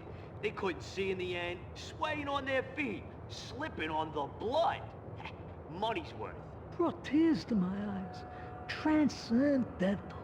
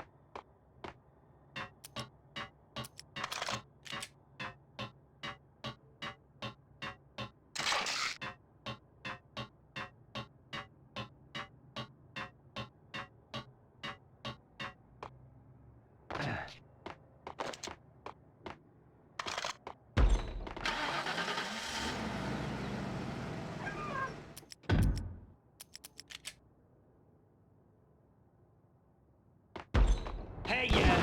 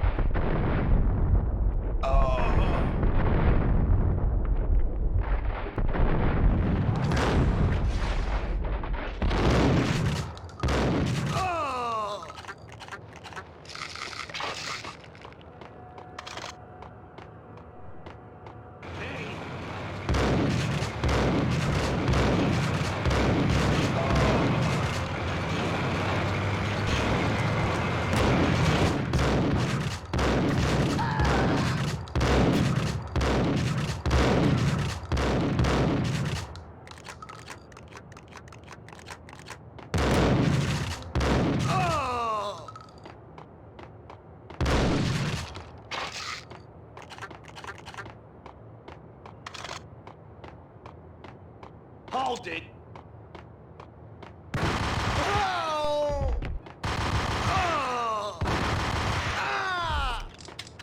Raise the bridge!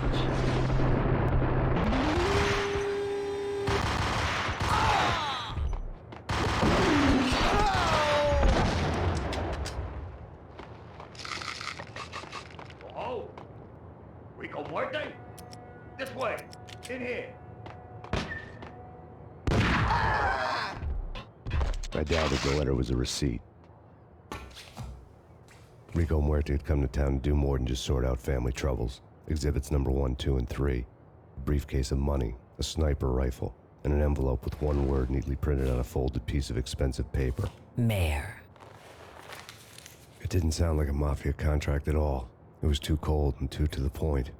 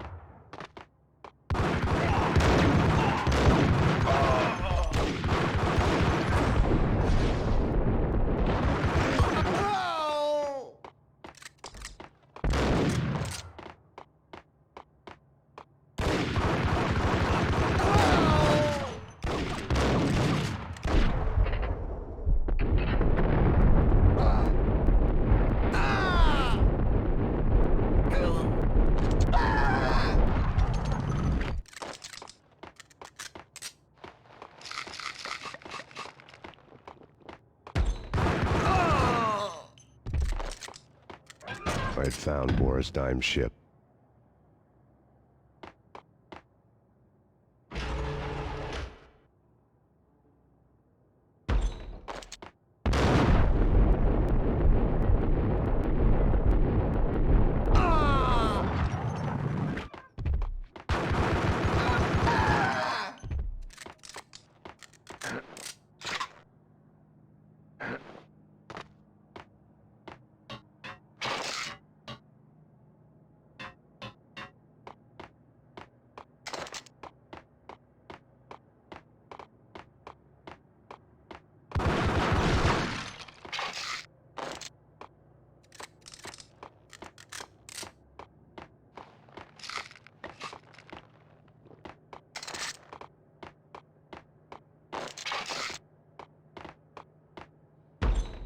Rust had crept over the sides of the cargo steamer a long time ago.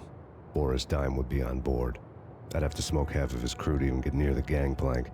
Guns were probably being kept in the hold, buried amidst the rats and oily water.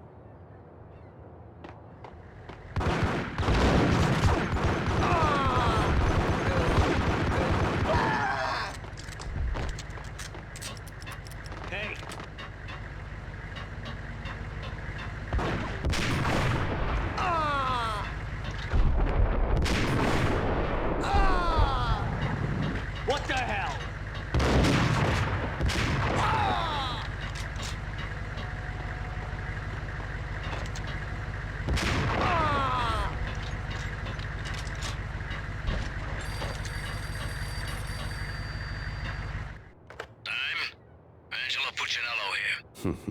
Angie, tell me, how much did Dime cost you? I bet it was more than his name. Max Payne. Right the first time. You're dead, punk. You sure you're not confusing me with Boris here? But you are right, of course. Pretty soon we should get together and have a talk. You son of a... Pissing Punchinello off was a dangerous game, but when people get mad, they make mistakes. I should know. That's where I wanted Punchinello, mad enough to trip over his own feet, preferably into a grave.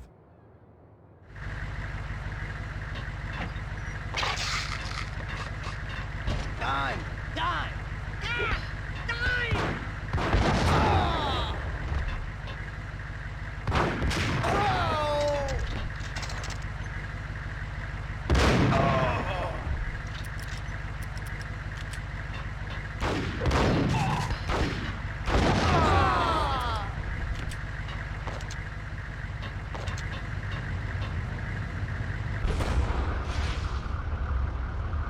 Tell the devil that Dime sent you.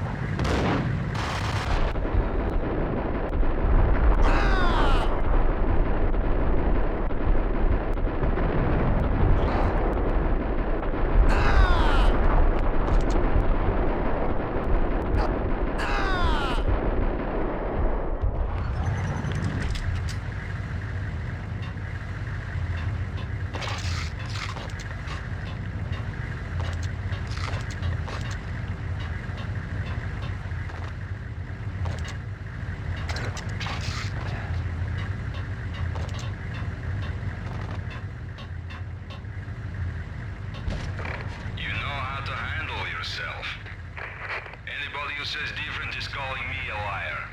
Vladimir here. Collect all the guns and ammo you want. Meet me on the bridge afterwards.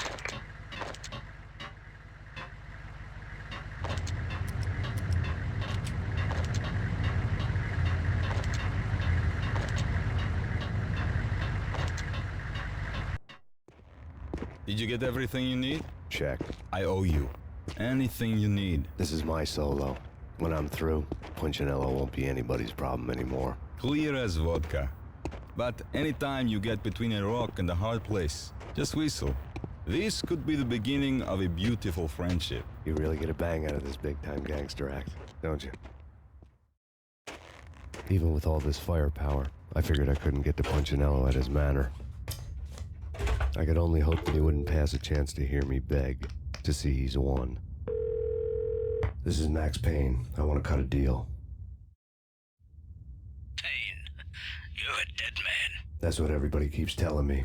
I got your ship and her cargo. I want to meet. No pain, no gain. Capiche? You know my restaurant? Yeah, I know it. 1 hour.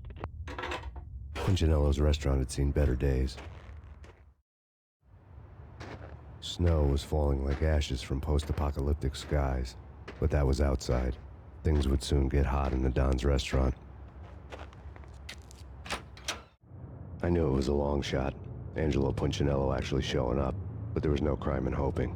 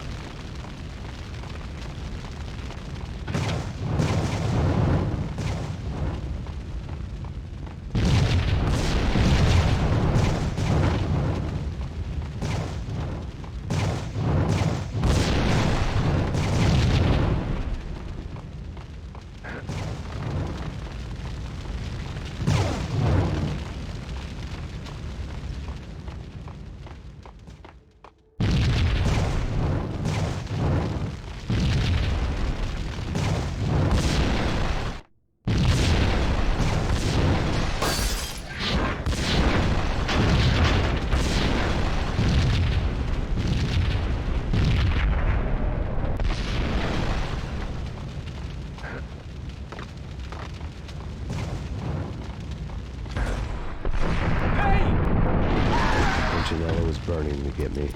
The feeling was mutual. He was trying to put out my flames with gasoline.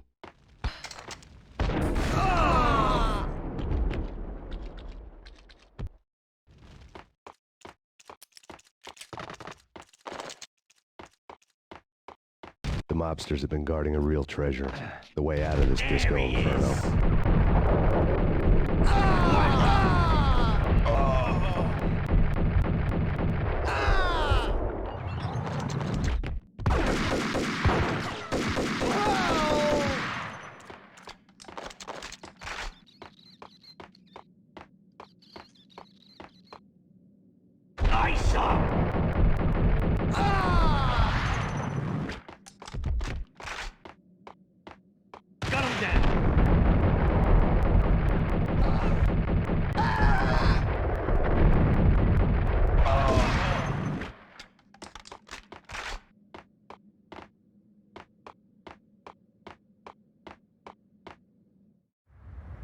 Vlad had seen my smoke signals.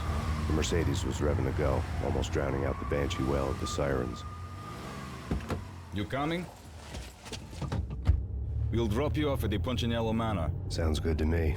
When this is over, look me up. I could use a professional like you. I'll keep that in mind. The night groaned with cold. The garden lights flickered nervously. In their light, the falling snow was dead white before the darkness ate it up. I had heard the stories. The trio were mad dogs. They'd have hung the heads of their enemies over the manor gates if the capo had only let them. Punchinello wanted pain. He'd see the pain. The trick in my situation was that there was no trick, no matter what the movies tell you. No rules, no secret mantra, no roadmap. It wasn't about how smart or how good you were. It was chaos and luck, and anyone who thought different was a fool. All you could do was to hang on madly, as long and as hard as you could. Someone had graciously left the back door open for me and killed the guards. My money was on Mona. I knew the trio would be standing between me and Punchinello. I had read their rap sheets, thick as phone books. No one would be walking out of here alive. The numbing cold of the broken night had followed me in. Upstairs, the trio tangoed down the manor halls to the silent rhythm of their murderous hearts. The blood of their victims rust on their lips. Vince Mugnano, Pilot Providence, a.k.a. Big Brother, and Joe Deadpan Salem. The pistol was a frozen lump in my hand, piercing the skin, gnawing me to the bone.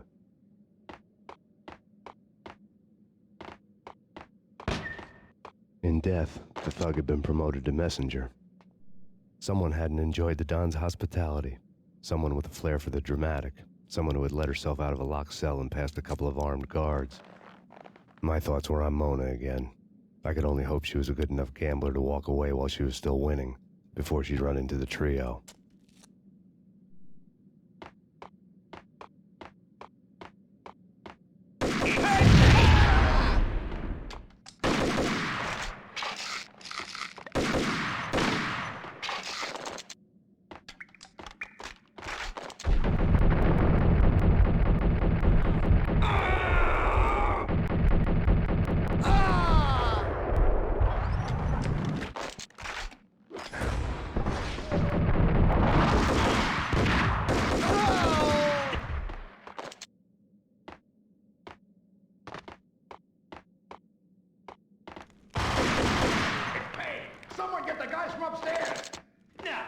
No one's going anyplace. Too late for that.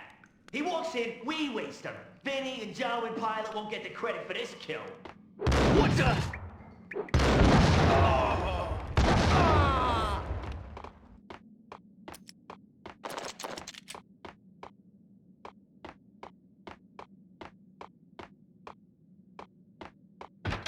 Pilot, he's here!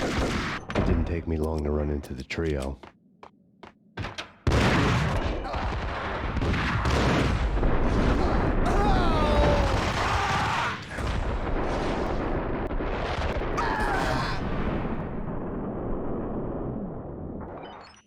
One down, 2 to go.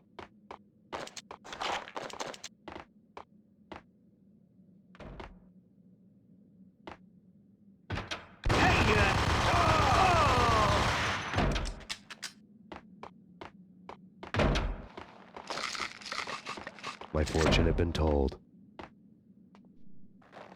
The word on Lisa Punchinello was that she was a bit of a witch.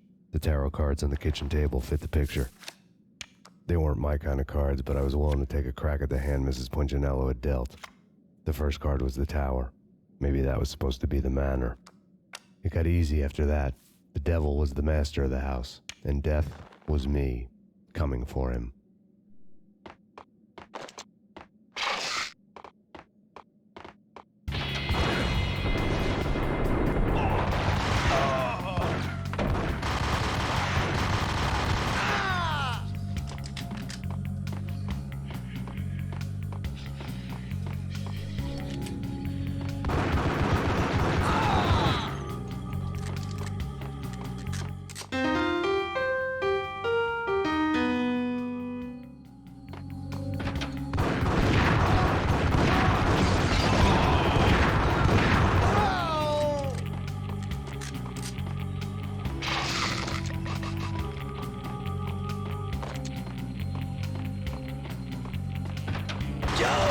Payne's here! Take care of him. I want him dead.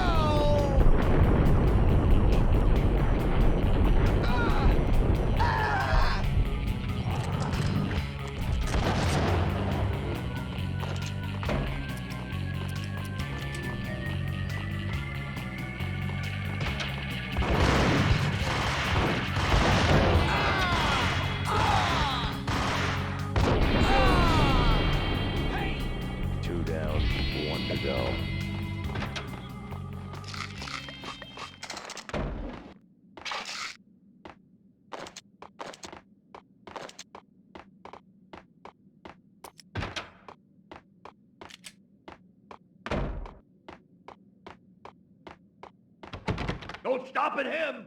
This will. This'll stop anything. Take cover.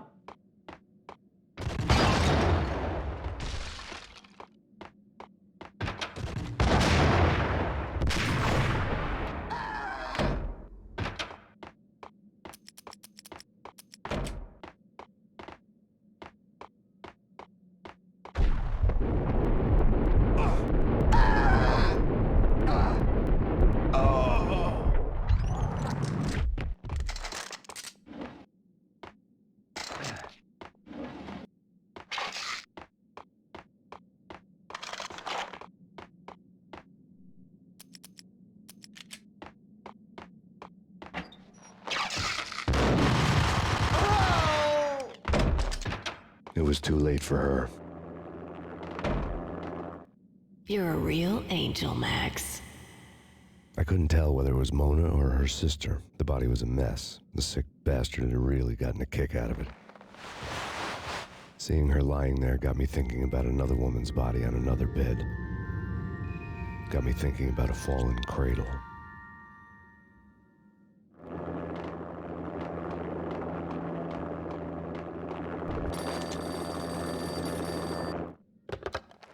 Max Payne. Talk to me. Alfred Woden. You've got company. An armed helicopter just landed on the manor grounds. You must hurry. The more the merrier.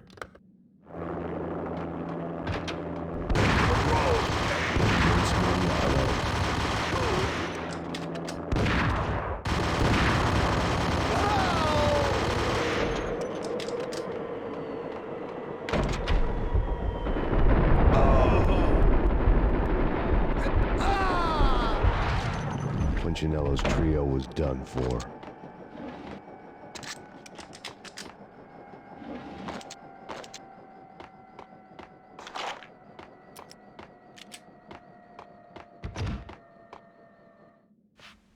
Outside my door. Hurry. He's coming for me. You gotta hurry.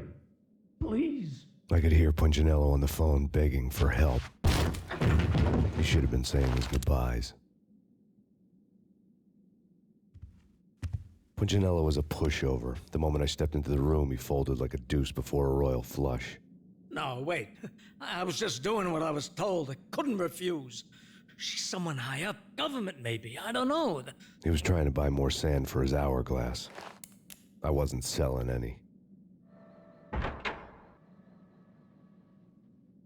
No, I told him not to.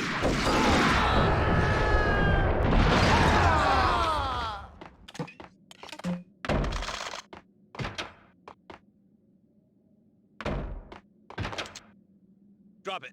Don't move. Game over, Max Payne.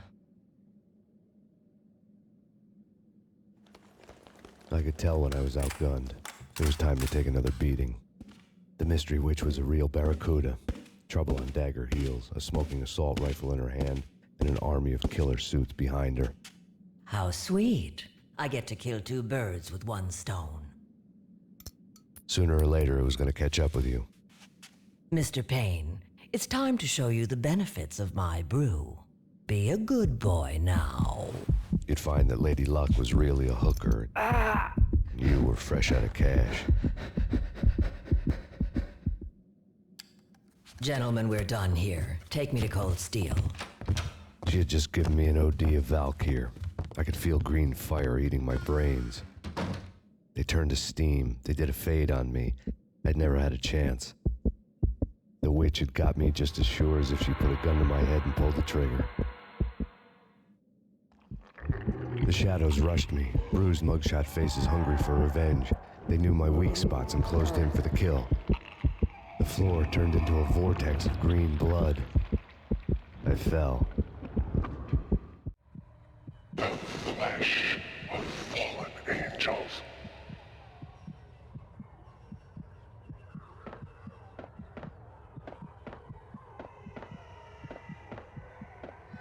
Who's there? Max? Max, is that you?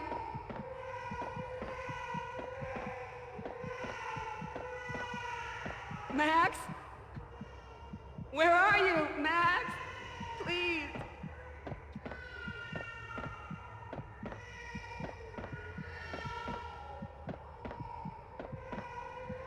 No, please, Max, no. I'm sorry. Please don't, Max, no. No, please God, no.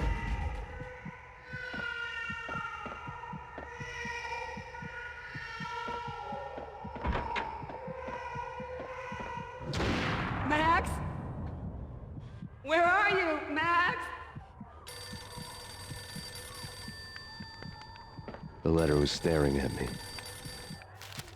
There was something disturbingly familiar about the letter before me. The handwriting was all pretty curves. You're in a graphic novel. The truth split my skull open, a glaring green light washing the lies away. All of my past was just fragmented still shots, words hanging in the air like balloons. I was in a graphic novel. Funny as hell. It was the most horrible thing I could think of.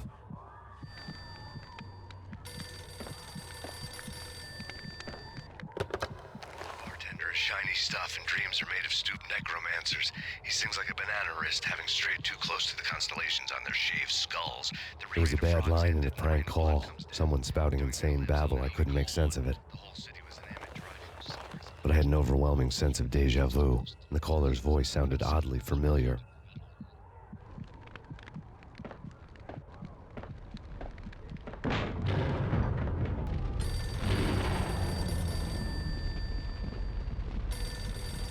The weird piece of paper looked dangerous.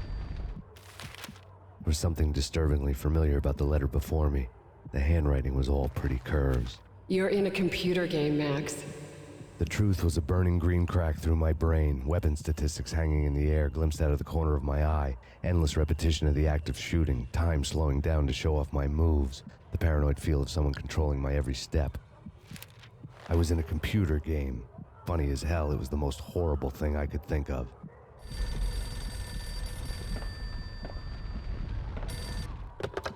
Don't lose it. It's Valkyr. The drug. Snap out of it.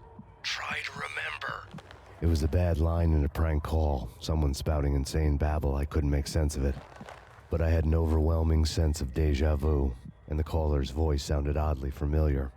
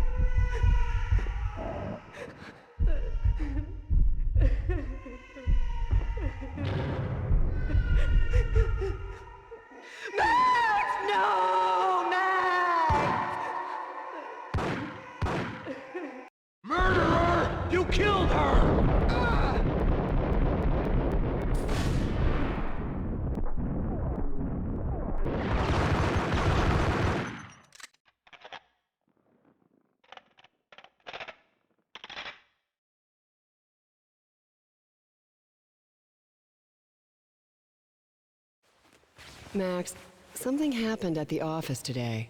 A strange memo. Something about Vikings. Honey, I gotta run. You can tell me all about it this evening. Have a nice day, darling. The bullet holes were rubies on her chest, blood glowing on her ivory skin. She was so beautiful. The killer was smiling. The flesh of fallen angels. Slowly, the green nightmare faded, leaving dark stains on my soul that would never come off. I felt like flatlining. I was all shook up. I woke up in a cold sweat, sick and tired to the bone, lying in a puddle of my own puke. The hag had said take me to Cold Steel before it had all gone crazy. It was a clue. The only one I had. It took me forever to crawl back to my feet and hit the road, but when I did, I drove straight to Cold Steel Foundry outside the city. There was a whole lot of action around the place for a freezing winter night. Trucks coming and going, men running. I had the drop on the mystery witch. She thought I was dead.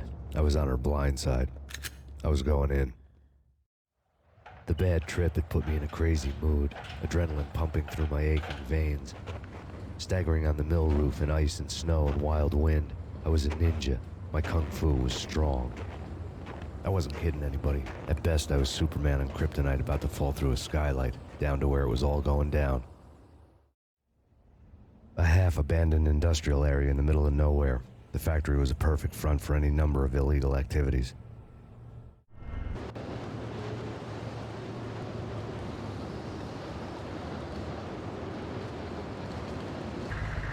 In the belly of the plant, molten metal boiled and bubbled like a witch's brew. Damage assessment.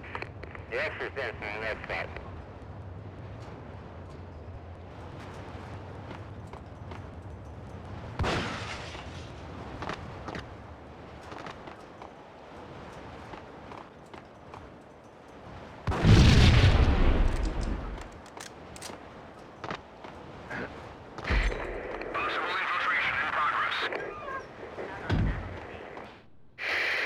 Life-threatening weather conditions. A record-breaking killer storm. In the city's history, vehicles stuck in snow. Heavy snowfall. Forecast shows severe weather is expected to continue. Out in the night, snow fell like confetti over the Devil's Parade. The storm was anything but over.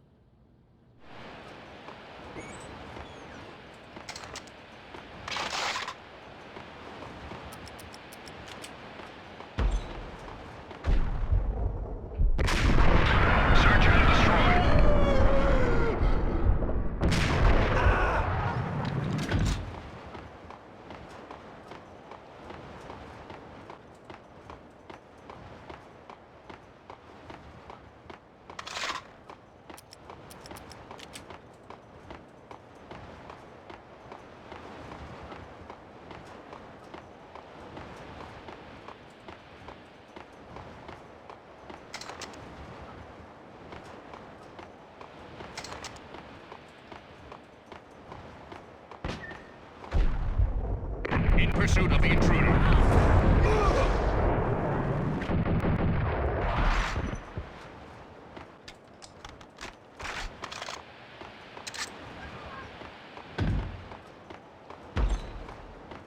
Engaging hostile.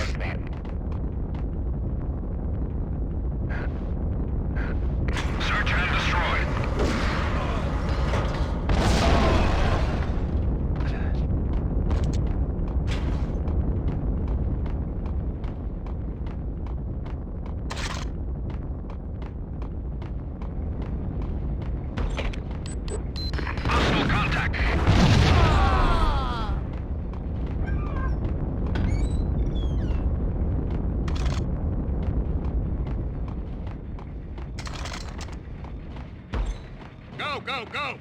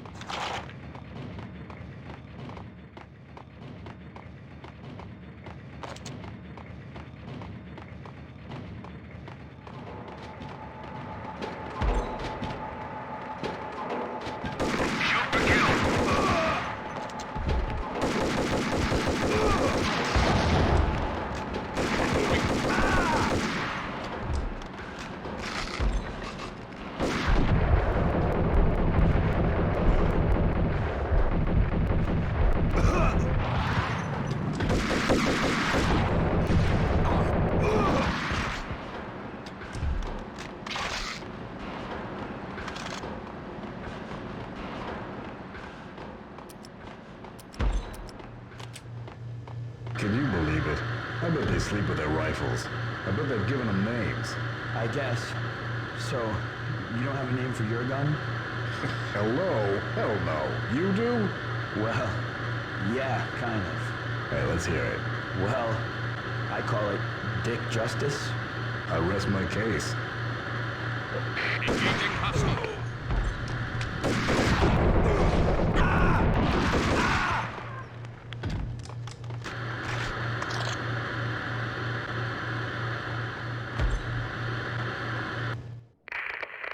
Perimeter breached. The facility has been compromised. Repeat, the Deep Six has been compromised. Initiate Operation Deadeye. The walkie-talkie military lingo could mean only one thing. They were getting ready to destroy the evidence and vanish into the night. I was so close. The hidden truths were just around the corner.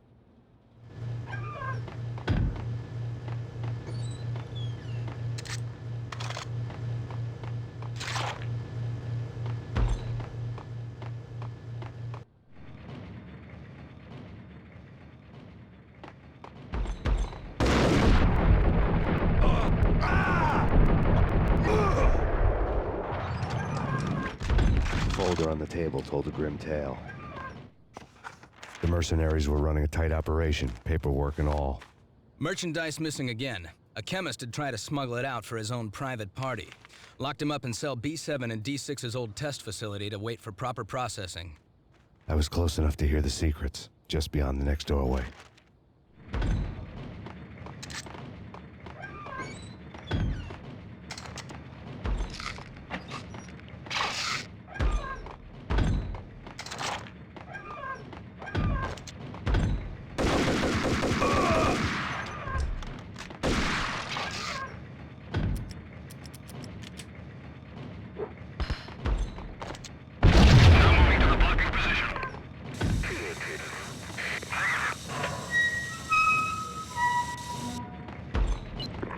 Obstacle in place. Obstacle in place. 3, 2, 1, go!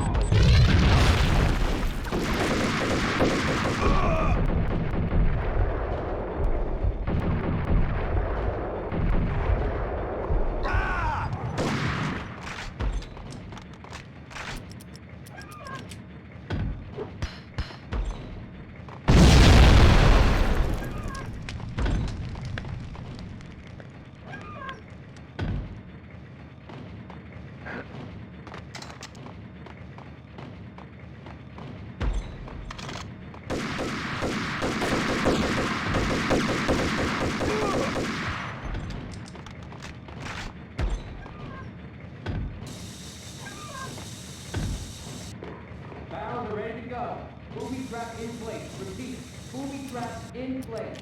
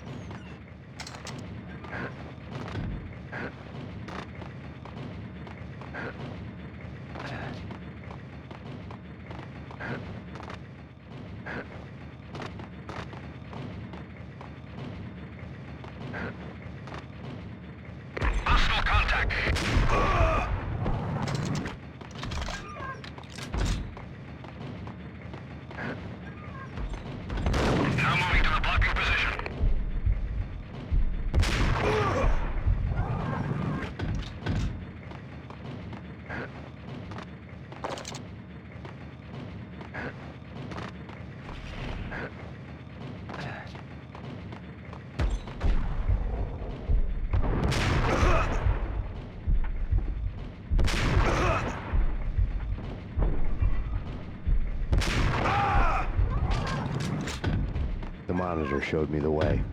Processing diagrams filled the control room screens, all but one. An elevator titled D6 on one of the screens, somewhere onwards, past rows of ovens, in the core of the plant.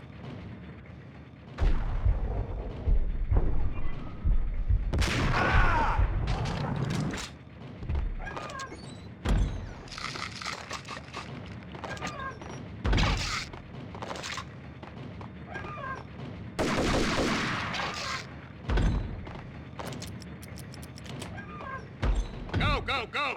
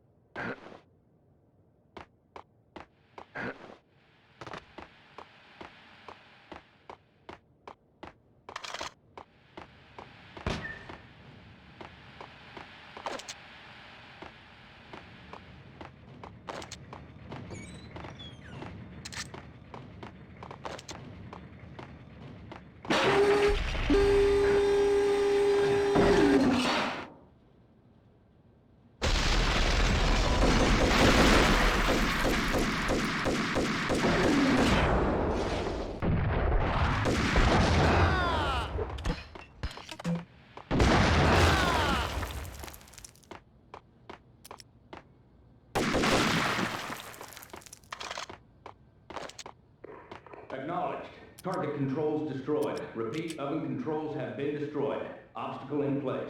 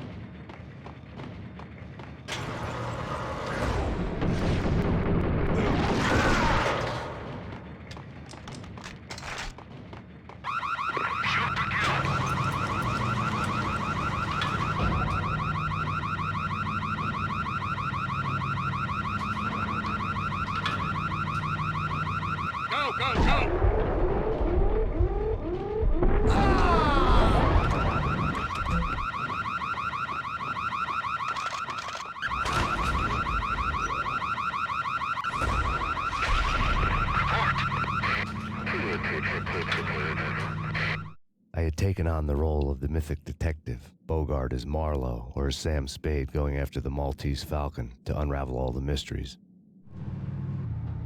Following a path of clues to that final revelation, even if it would take me down to the cold, cavernous depths of a grave. You can't do this! My men are still inside! Do you have any idea why this is called Operation Deadeyes?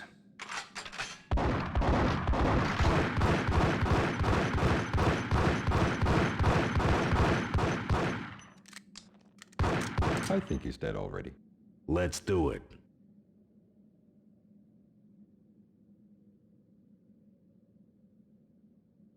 Attention all personnel. The self-destruction sequence has been initiated. Evacuate the complex immediately. Repeat. The self-destruction sequence has been initiated. Proceed to the nearest exit immediately. I had seen the logo on the floor before. There was an old army bunker under the steel mill. I knew the military plaque on the floor. I had seen 1,000 variations of the insignia on crumbling brick walls everywhere in the city. The sword replaced by a syringe. Project Valhalla, V for Valkyr, V for Valhalla. All of a sudden it read like a crackpot conspiracy theory.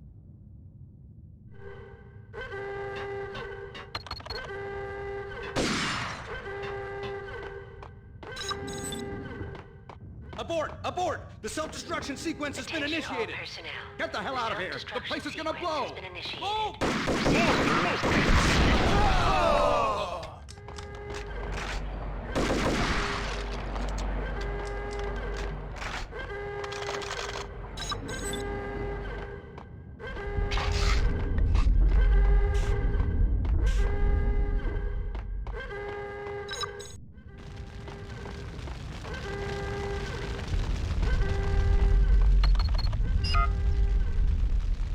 Like everything else in the Valkyr case, the door code was a mystery to me.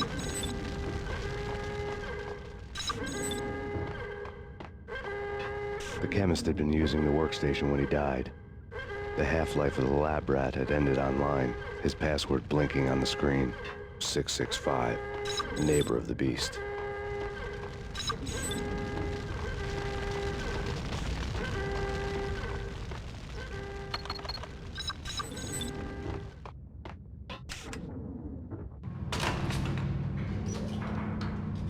Attention all personnel. The self-destruction sequence has been initiated.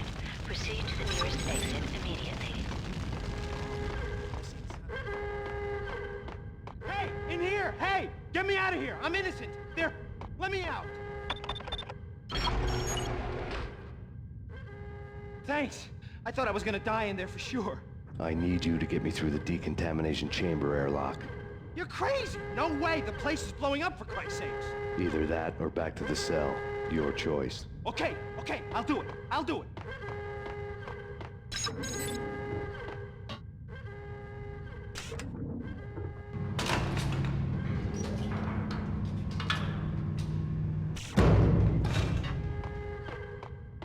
Attention all personnel. The self-destruction sequence has been initiated.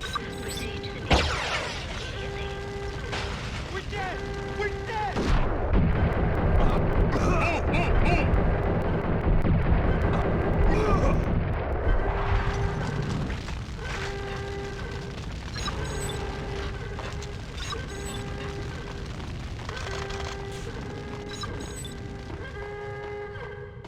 Get in! I'll punch you through! After this, you can go. You're a free man.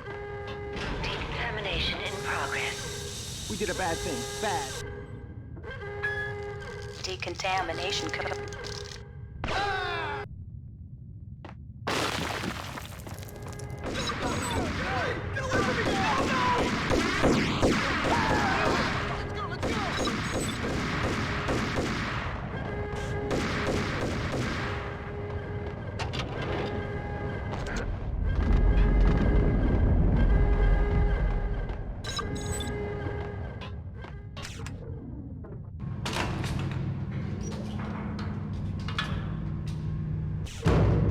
I was caught in the middle of the deadly web that was the Valkyr case.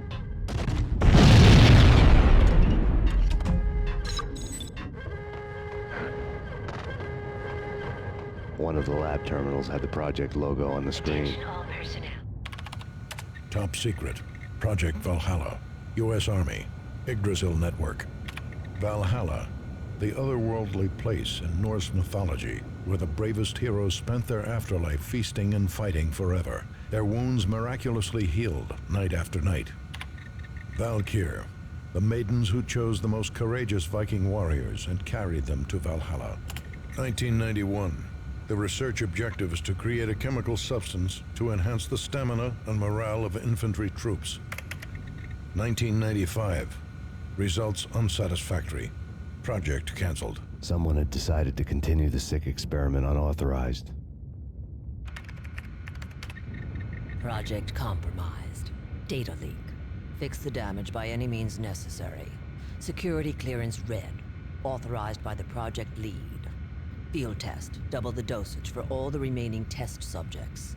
Observe and record the subject's behavior in an urban setting. The drop-off point was my old address in New Jersey. The file dated 3 years ago. Just when you thought you had reached the deepest depths of horror, it suddenly got worse. How to turn off that small voice inside your head that started to whisper that you should be glad that now, if not before, your revenge was justifiable on any conceivable moral scale. That small voice proved, beyond any doubt, that I was damned. The self-destruction sequence has been The dagger-heeled woman had come and gone a long time ago. There was nothing more for me here. The bunker's name was acting as a self-fulfilling prophecy.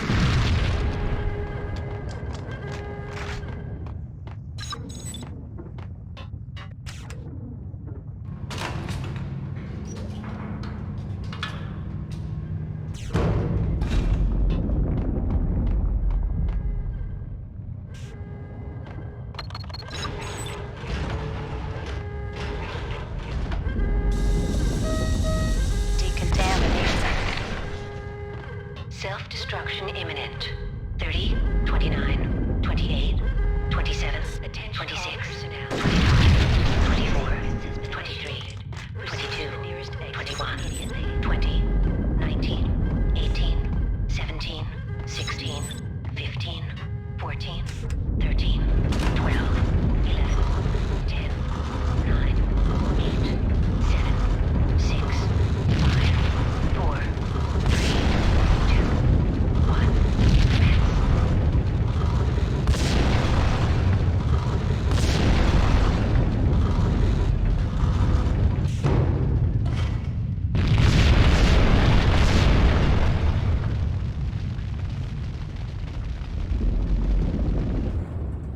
together a jigsaw, and the final picture is you finishing that same puzzle.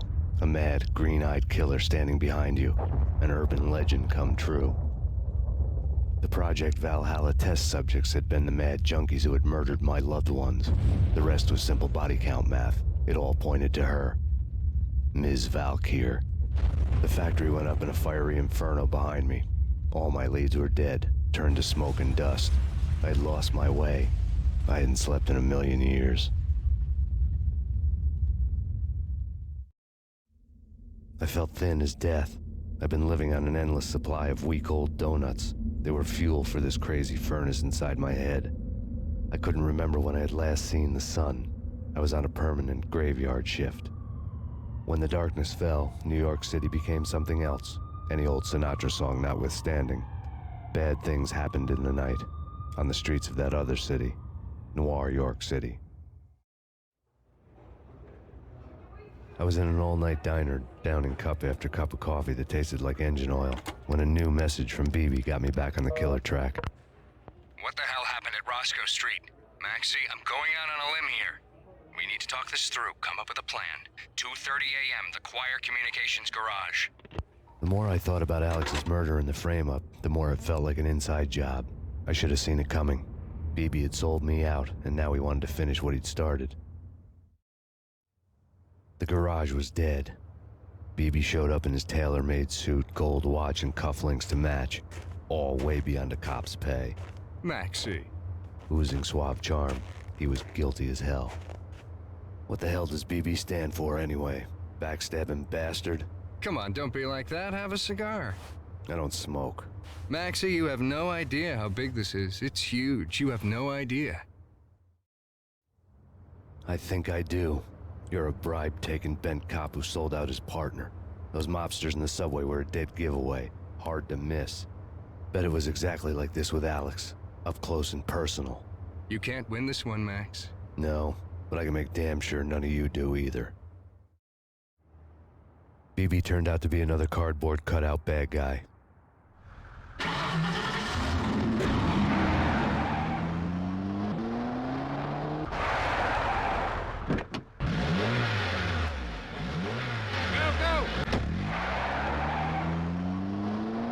A bad cop on the take.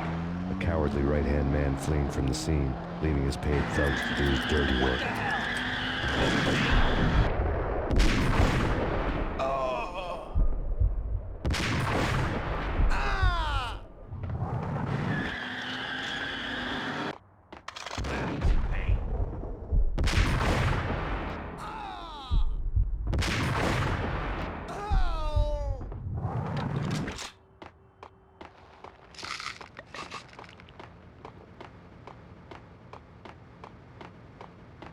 Hold it!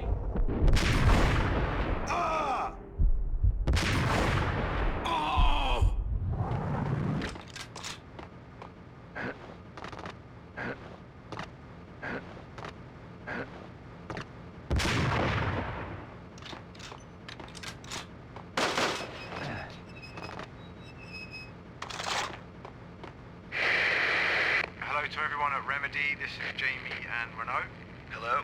Hey, how you doing? And this is hopefully the last session we've done for you, or we're going to do for you. It's been a pleasure working on this game.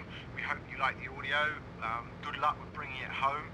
And we're with you on it all the way. And again, thank you very much, and the game rocks. Thank you very much, and it was a pleasure meeting you guys at E3, and we hope that this is everything you need, and we're there for you, and we can't wait to see it come out.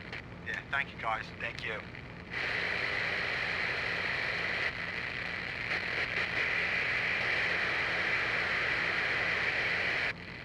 Not a fan of ladies, are you, Trebek? I'll take famous titties for 200. Okay, and take it easy.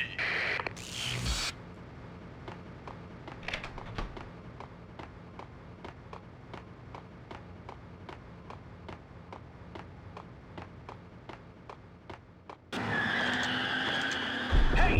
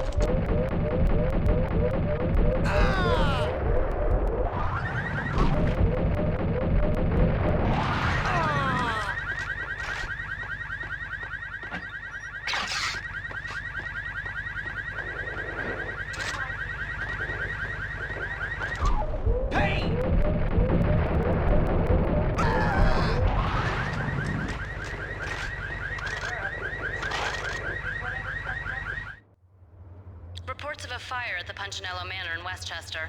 The manor is the home of Angelo Punchinello, the alleged head of the Punchinello crime family. The police are now saying, contrary to their earlier statements, that Max Payne is still alive and at large. He continues his vendetta against the Mafia, of which this last act of arson is attributed to. I had no recollection of setting any fires, but I did remember the flames.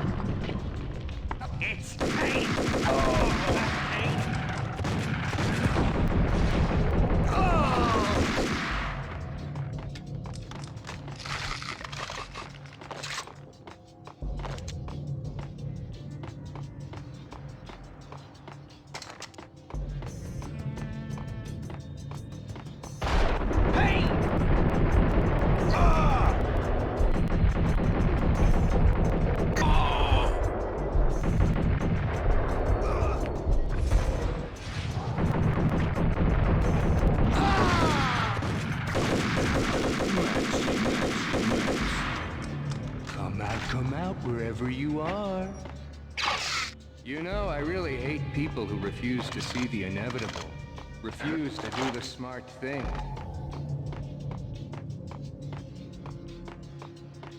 No, I must do the right thing.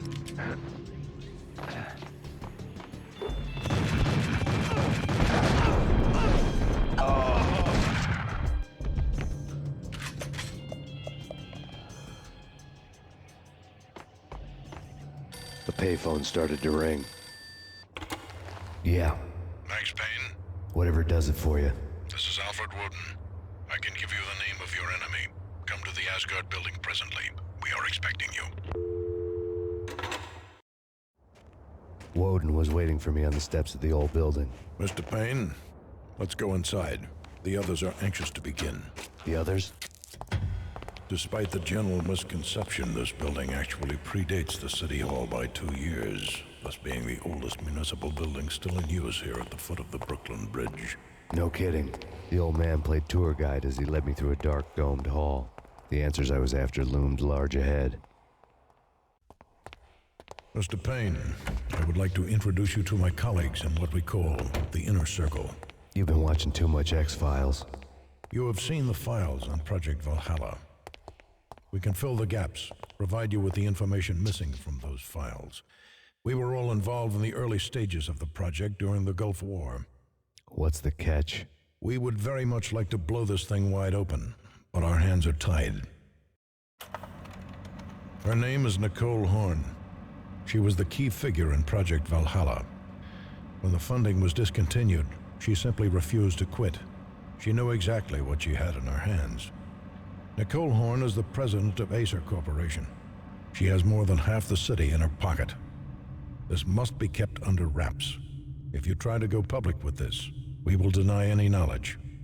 We need you to take her out. Afterwards, we can protect you. Make all the charges go away. That was the cue for the killer suits to kick in the doors and swarm inside.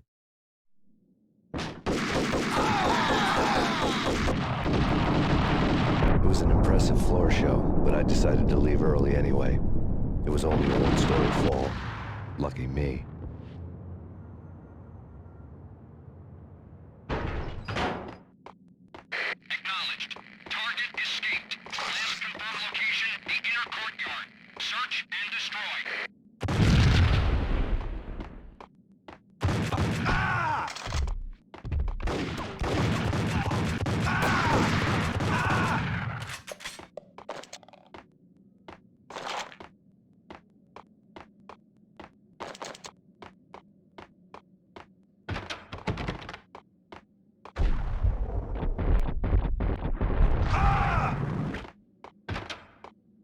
One of the monitors showed what was left of the inner circle. On screen, the so-called corpse of Alfred Woden stood up, miraculously waking from his dirt nap, looking smug among his dead pals. In the land of the blind, the one-eyed man is king. I didn't know how he'd pulled it off, but it was a pretty slick way to get out of all his promises. Most of what he had said fit too well to be a load of crap. Cover me. I'm going in.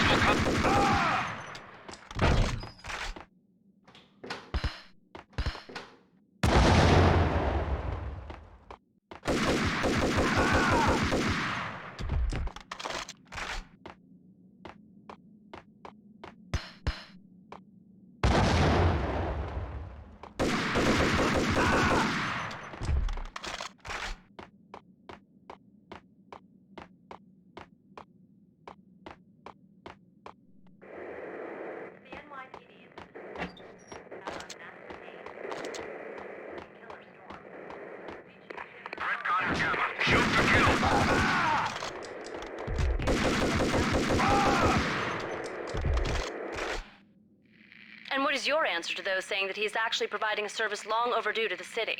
This crusade nonsense has gone too far. He's out of control. It must stop. He will be stopped. That was Deputy Chief Jim Rivera from the New York City Police Department.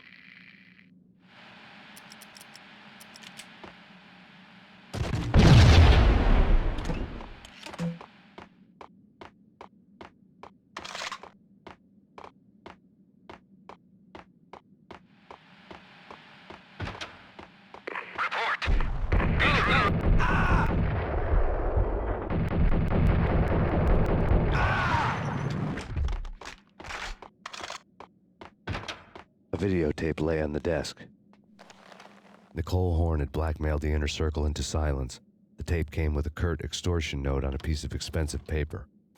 I remembered Candy Dawn taping her clients in action on the side, selling the tapes to the highest bidder. I was sure that kinky sex was nowhere near Alfred Woden's worst sin, but I had a feeling that when this was over, any collateral would come in handy. Woden had left me a present. Woden had taken care of my mission preps with military precision.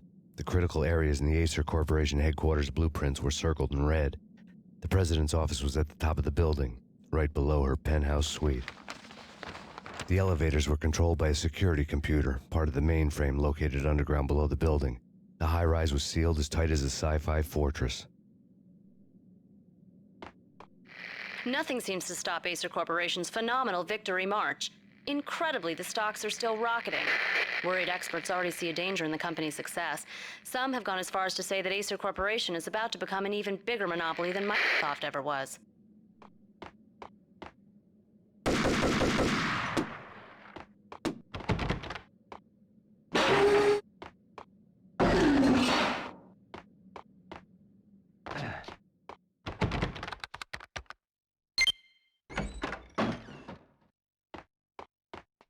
Next, the season finale of The Void.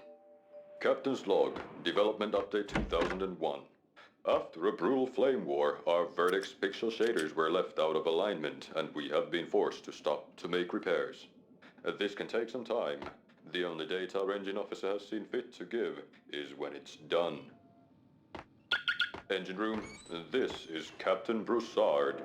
Aye, aye, Captain. Scott here. She's busted, I'm afraid. Without a next generation 3D card, we cannot make the jump to 3D reality. What in the name of?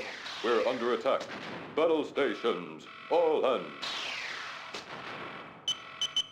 Oh my god, can these ATP readings be correct?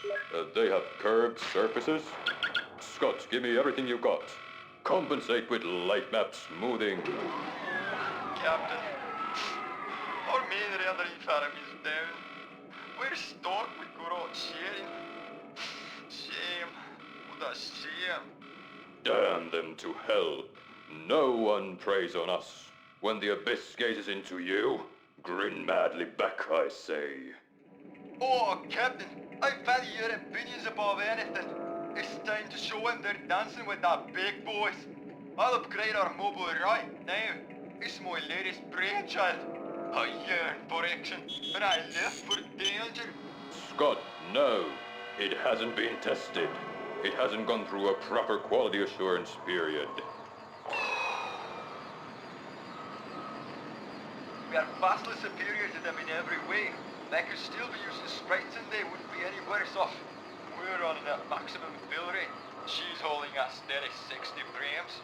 Abandon all conventional weapons. Particle cannons. Fire at will. Let's give them some bump mapping to worry about.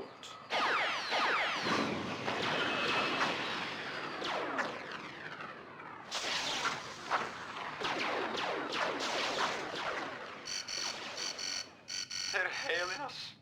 It's an unconditional surrender. Oh, I love those dear boys to death. It's a miracle.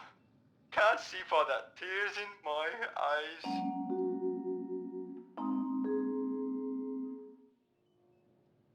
Are you awake to do your bidding, my captain?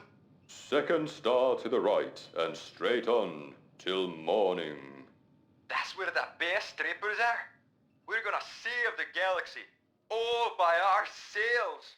Make it so.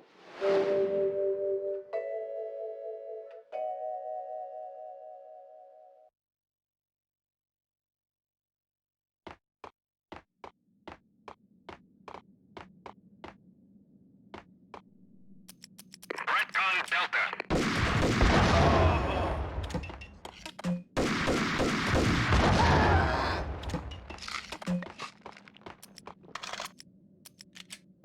Hostile contact.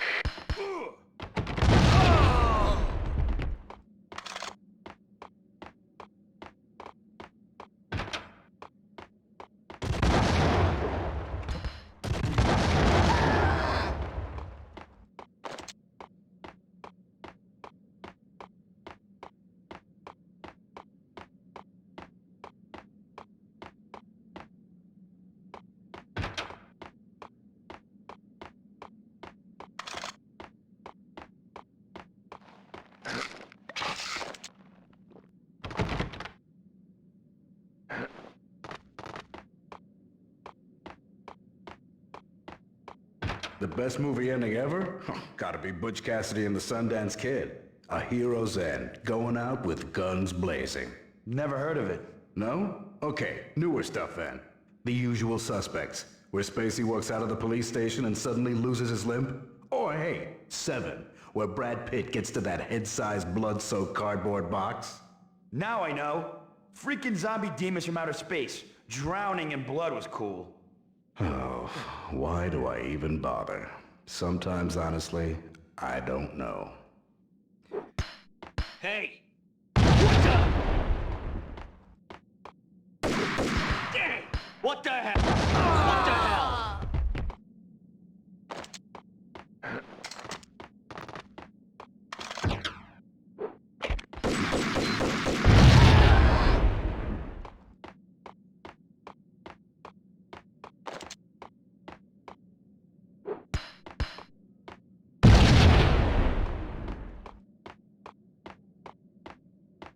I had dreamed of revenge. Those dreams were always nightmares, of coming close and then failing. Now I was close. I had a name to guide me, Nicole Horn. I had nothing to lose.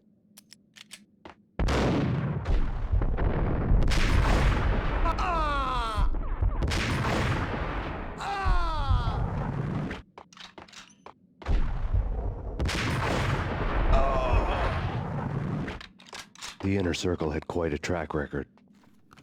Project Valhalla had not been the only thing the Inner Circle had been involved in. There were rows of cabinets full of files. The Serpentine Secret Society went back a long way, always pulling strings from the shadows. I couldn't say I was sorry. Woden's move in some Byzantine power game had cut the Circle's membership roster to 1. The old man wanted me on cleanup duty. It was my mess, too.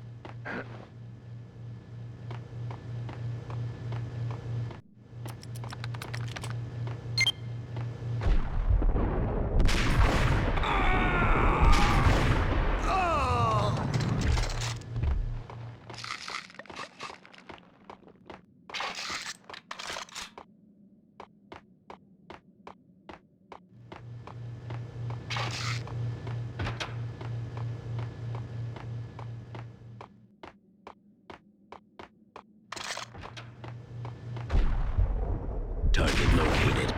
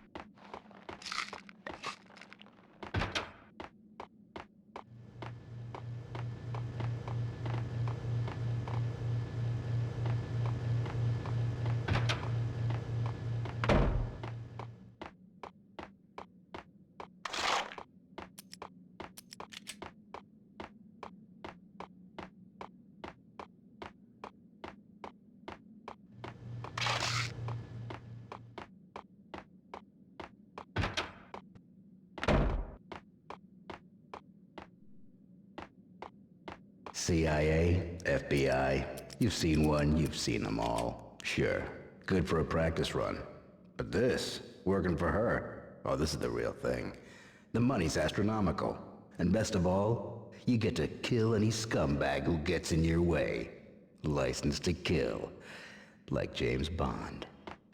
I have him.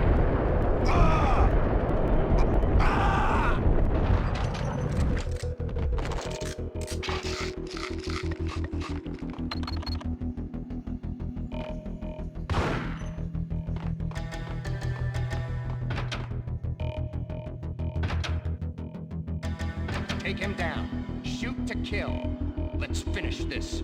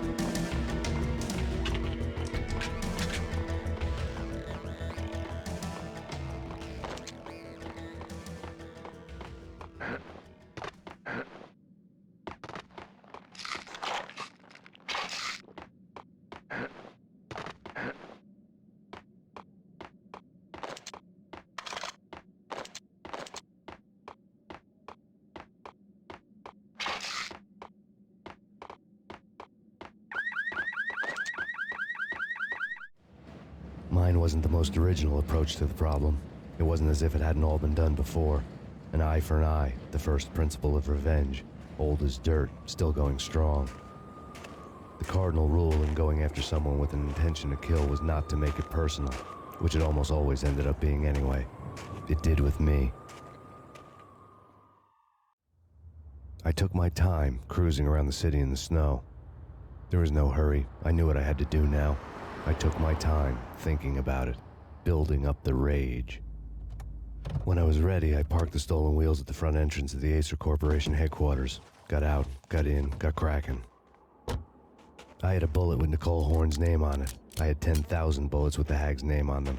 She had ultra-high-tech security systems, enough mercenaries and weaponry to start World War III. There was no fear. New York disappeared behind a veil of snow. I had crossed the threshold. This was her domain, sleek and sexy and soulless, all glass and steel. A place of color-coded security keycards, metal detectors, and surveillance systems.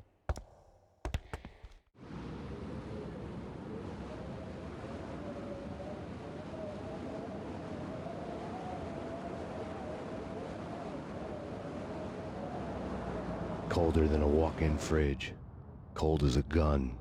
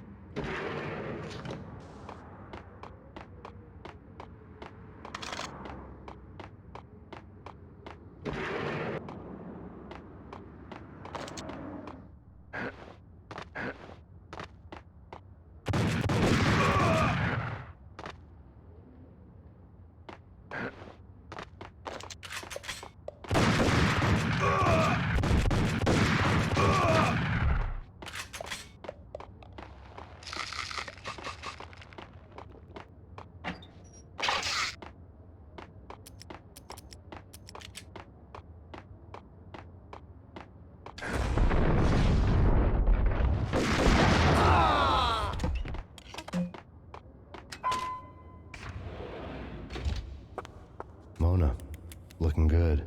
Max, we gotta stop meeting like this. It will be a cold day in hell before I let a narc cop stop me. Miss Sachs, do your job. Relax, Max. You're a nice guy. I don't kill nice guys. You're not bad yourself. It was different when Horn wanted Punchinello dead. To cut her ties to the Mafia. He deserved to die. The same goes with her. She's the bad guy here. Her sister was whispering to her in my favor. I knew the appetites of ghosts intimately. They hungered for revenge.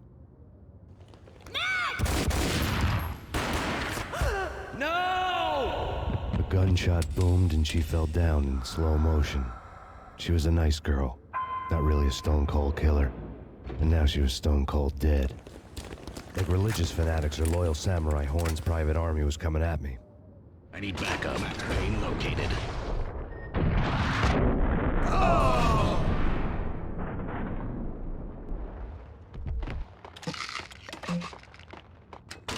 When the elevator came back down, Mona was gone. There was a lot of blood, but no body.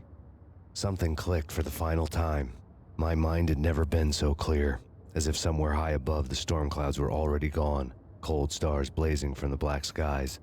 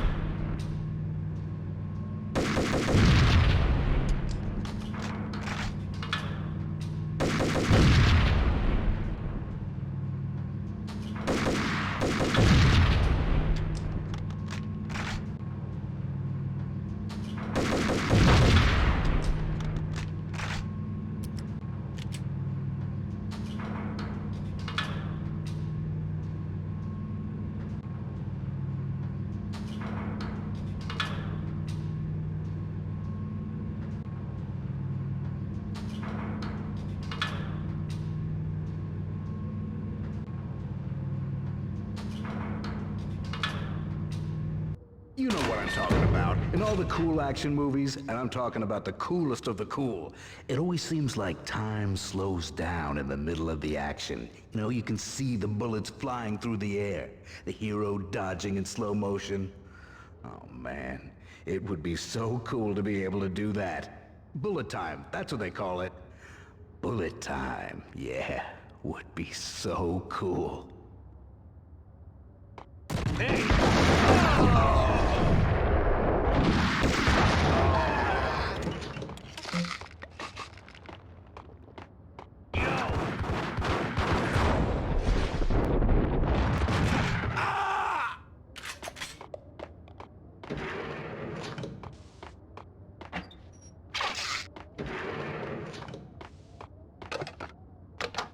I had elevator access to the mainframe. From there, I'd be able to override the security locks and get to her office.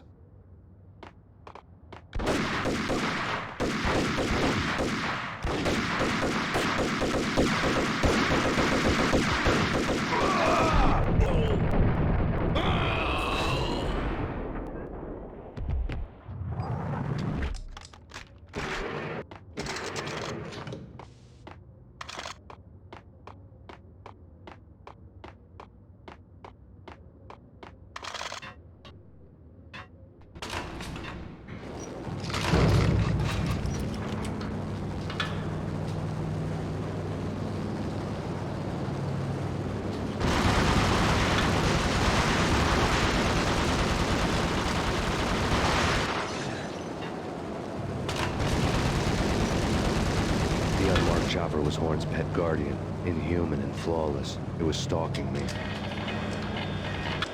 I hate to be stereotyped. I'm not a cold-blooded killer. I'm a nice guy. I love my wife. I have 2 boys I'm very proud of. You just have to make the ends meet. And if that means I have to shoot someone now and then, hey, it's just my job from 9 to 5. Well, not quite from 9 to 5, but I hear you. What the? Kill the bastard! Kill the bastard!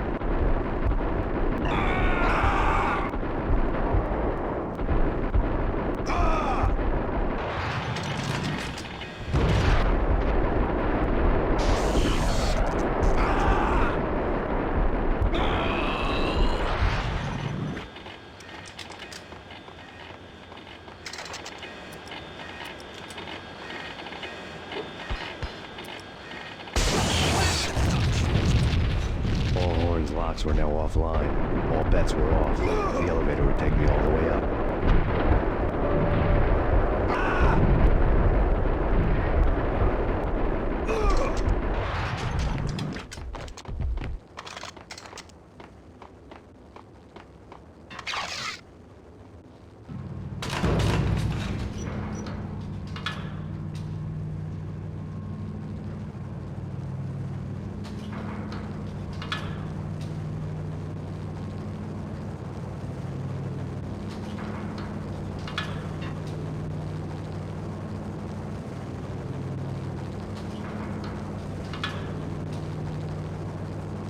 Seen from this height, the night seemed to stretch on to eternity. A hint of desperation had crept into the snowstorm, as if it was trying to get it all out before the end.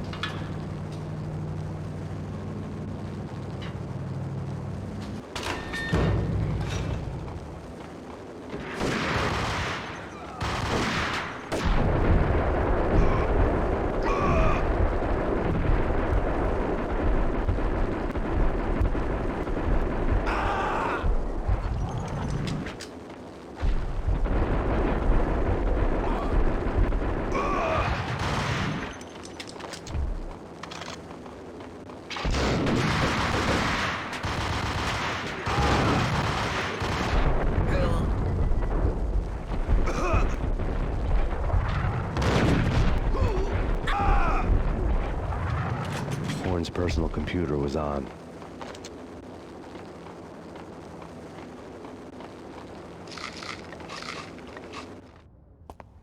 Next to the printer was a neat stack of expensive paper.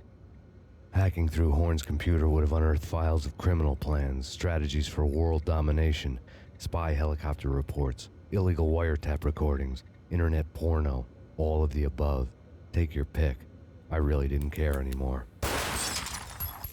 I had seen too much of it already.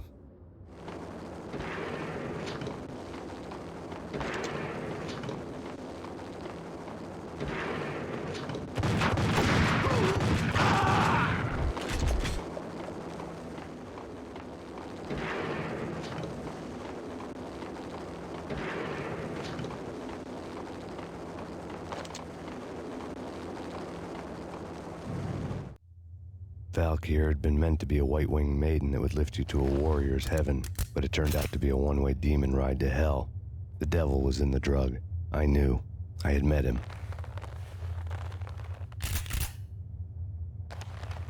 And now I was gonna kill her. The queen of the underworld who had tried to lift herself a bit closer to heaven with her drug money. No begging, no bribes. She knew better. Honor among killers. We who were about to die. Both of us knew how this would end, in pain and suffering. All this because your wife stuck her nose into things that were none of her business. The cops were coming to take me away. The sirens were like a bad conscience I couldn't shake. It's ridiculous you've made it this far. You won't be alive when they get here. Stop him!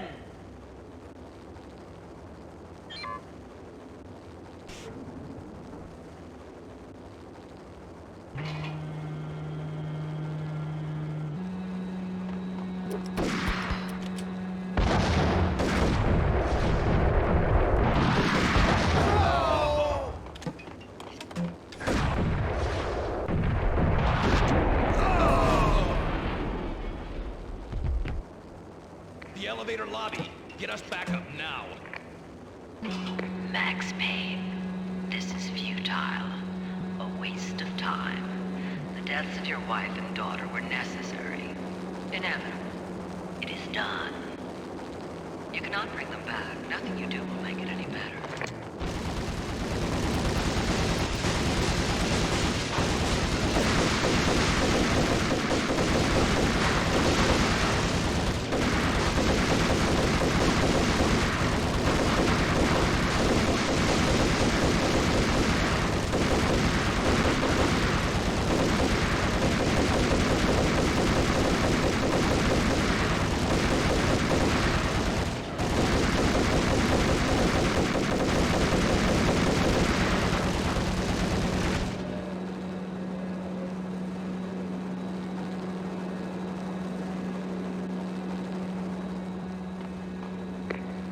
Payne, you are fighting a losing battle. You cannot survive this. You will die. Stop fighting. Make it easy for yourself. Accept your fate. You will die here.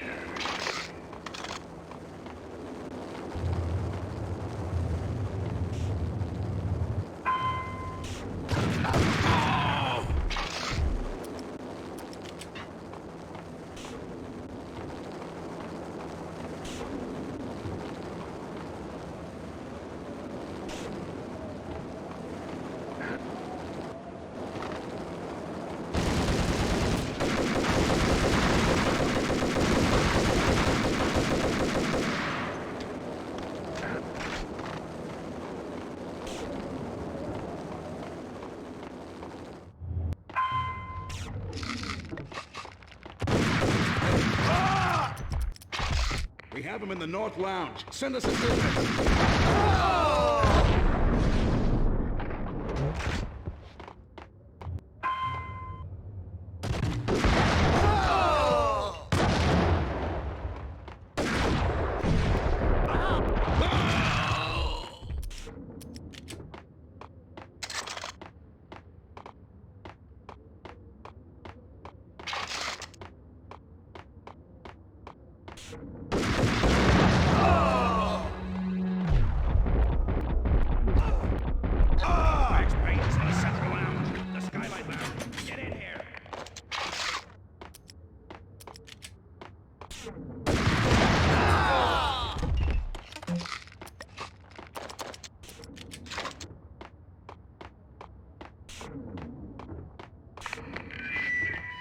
What do you mean he's unstoppable?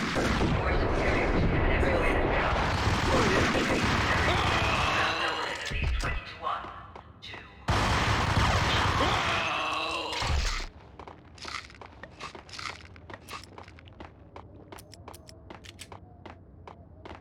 Not a step further. Any means necessary.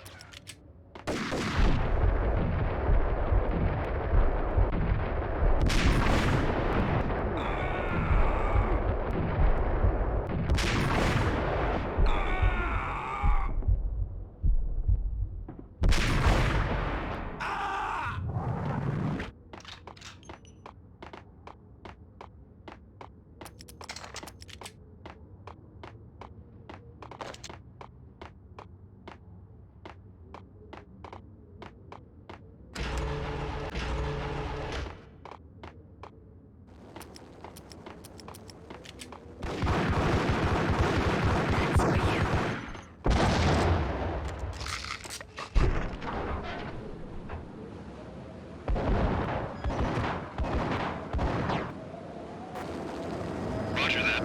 Attempting to land now. It's gonna be tricky.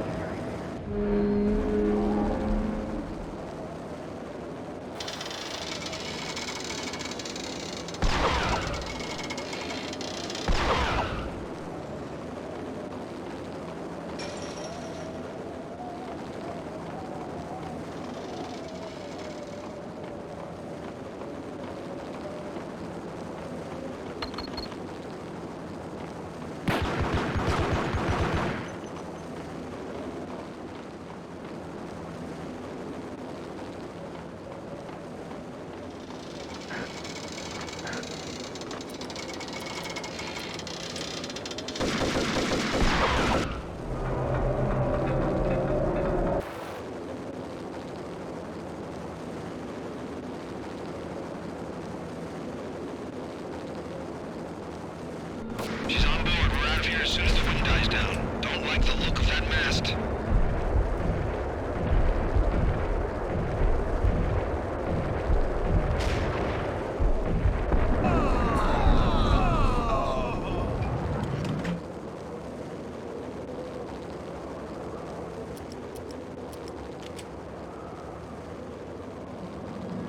Lift off in 1 minute.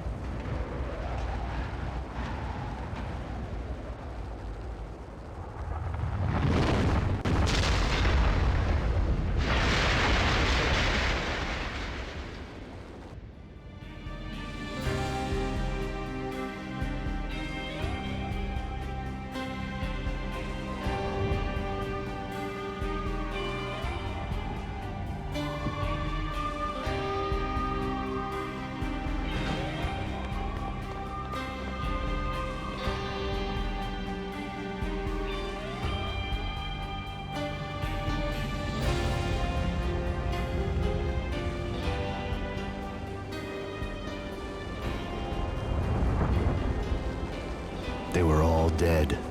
The final gunshot was an exclamation mark to everything that had led to this point. I released my finger from the trigger. And then it was all over.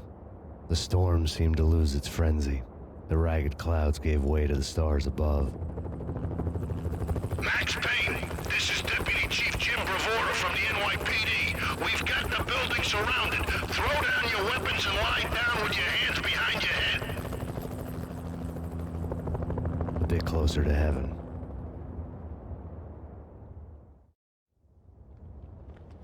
The cops' voices were distant and muted. Freeze! NYPD! Hold it right there! My ghosts released me from their haunting. Down below, New York City glittered like diamonds on black velvet. You gave us one hell of a ride. Take him down to Central Booking. You heard the man. Woden was there in the crowd, standing by the sidelines. It wouldn't be over till the man with the patch would say so. He'd say the right words. I knew he would. He'd better. Woden grinned smugly. It was the grin of a winner. That made two of us.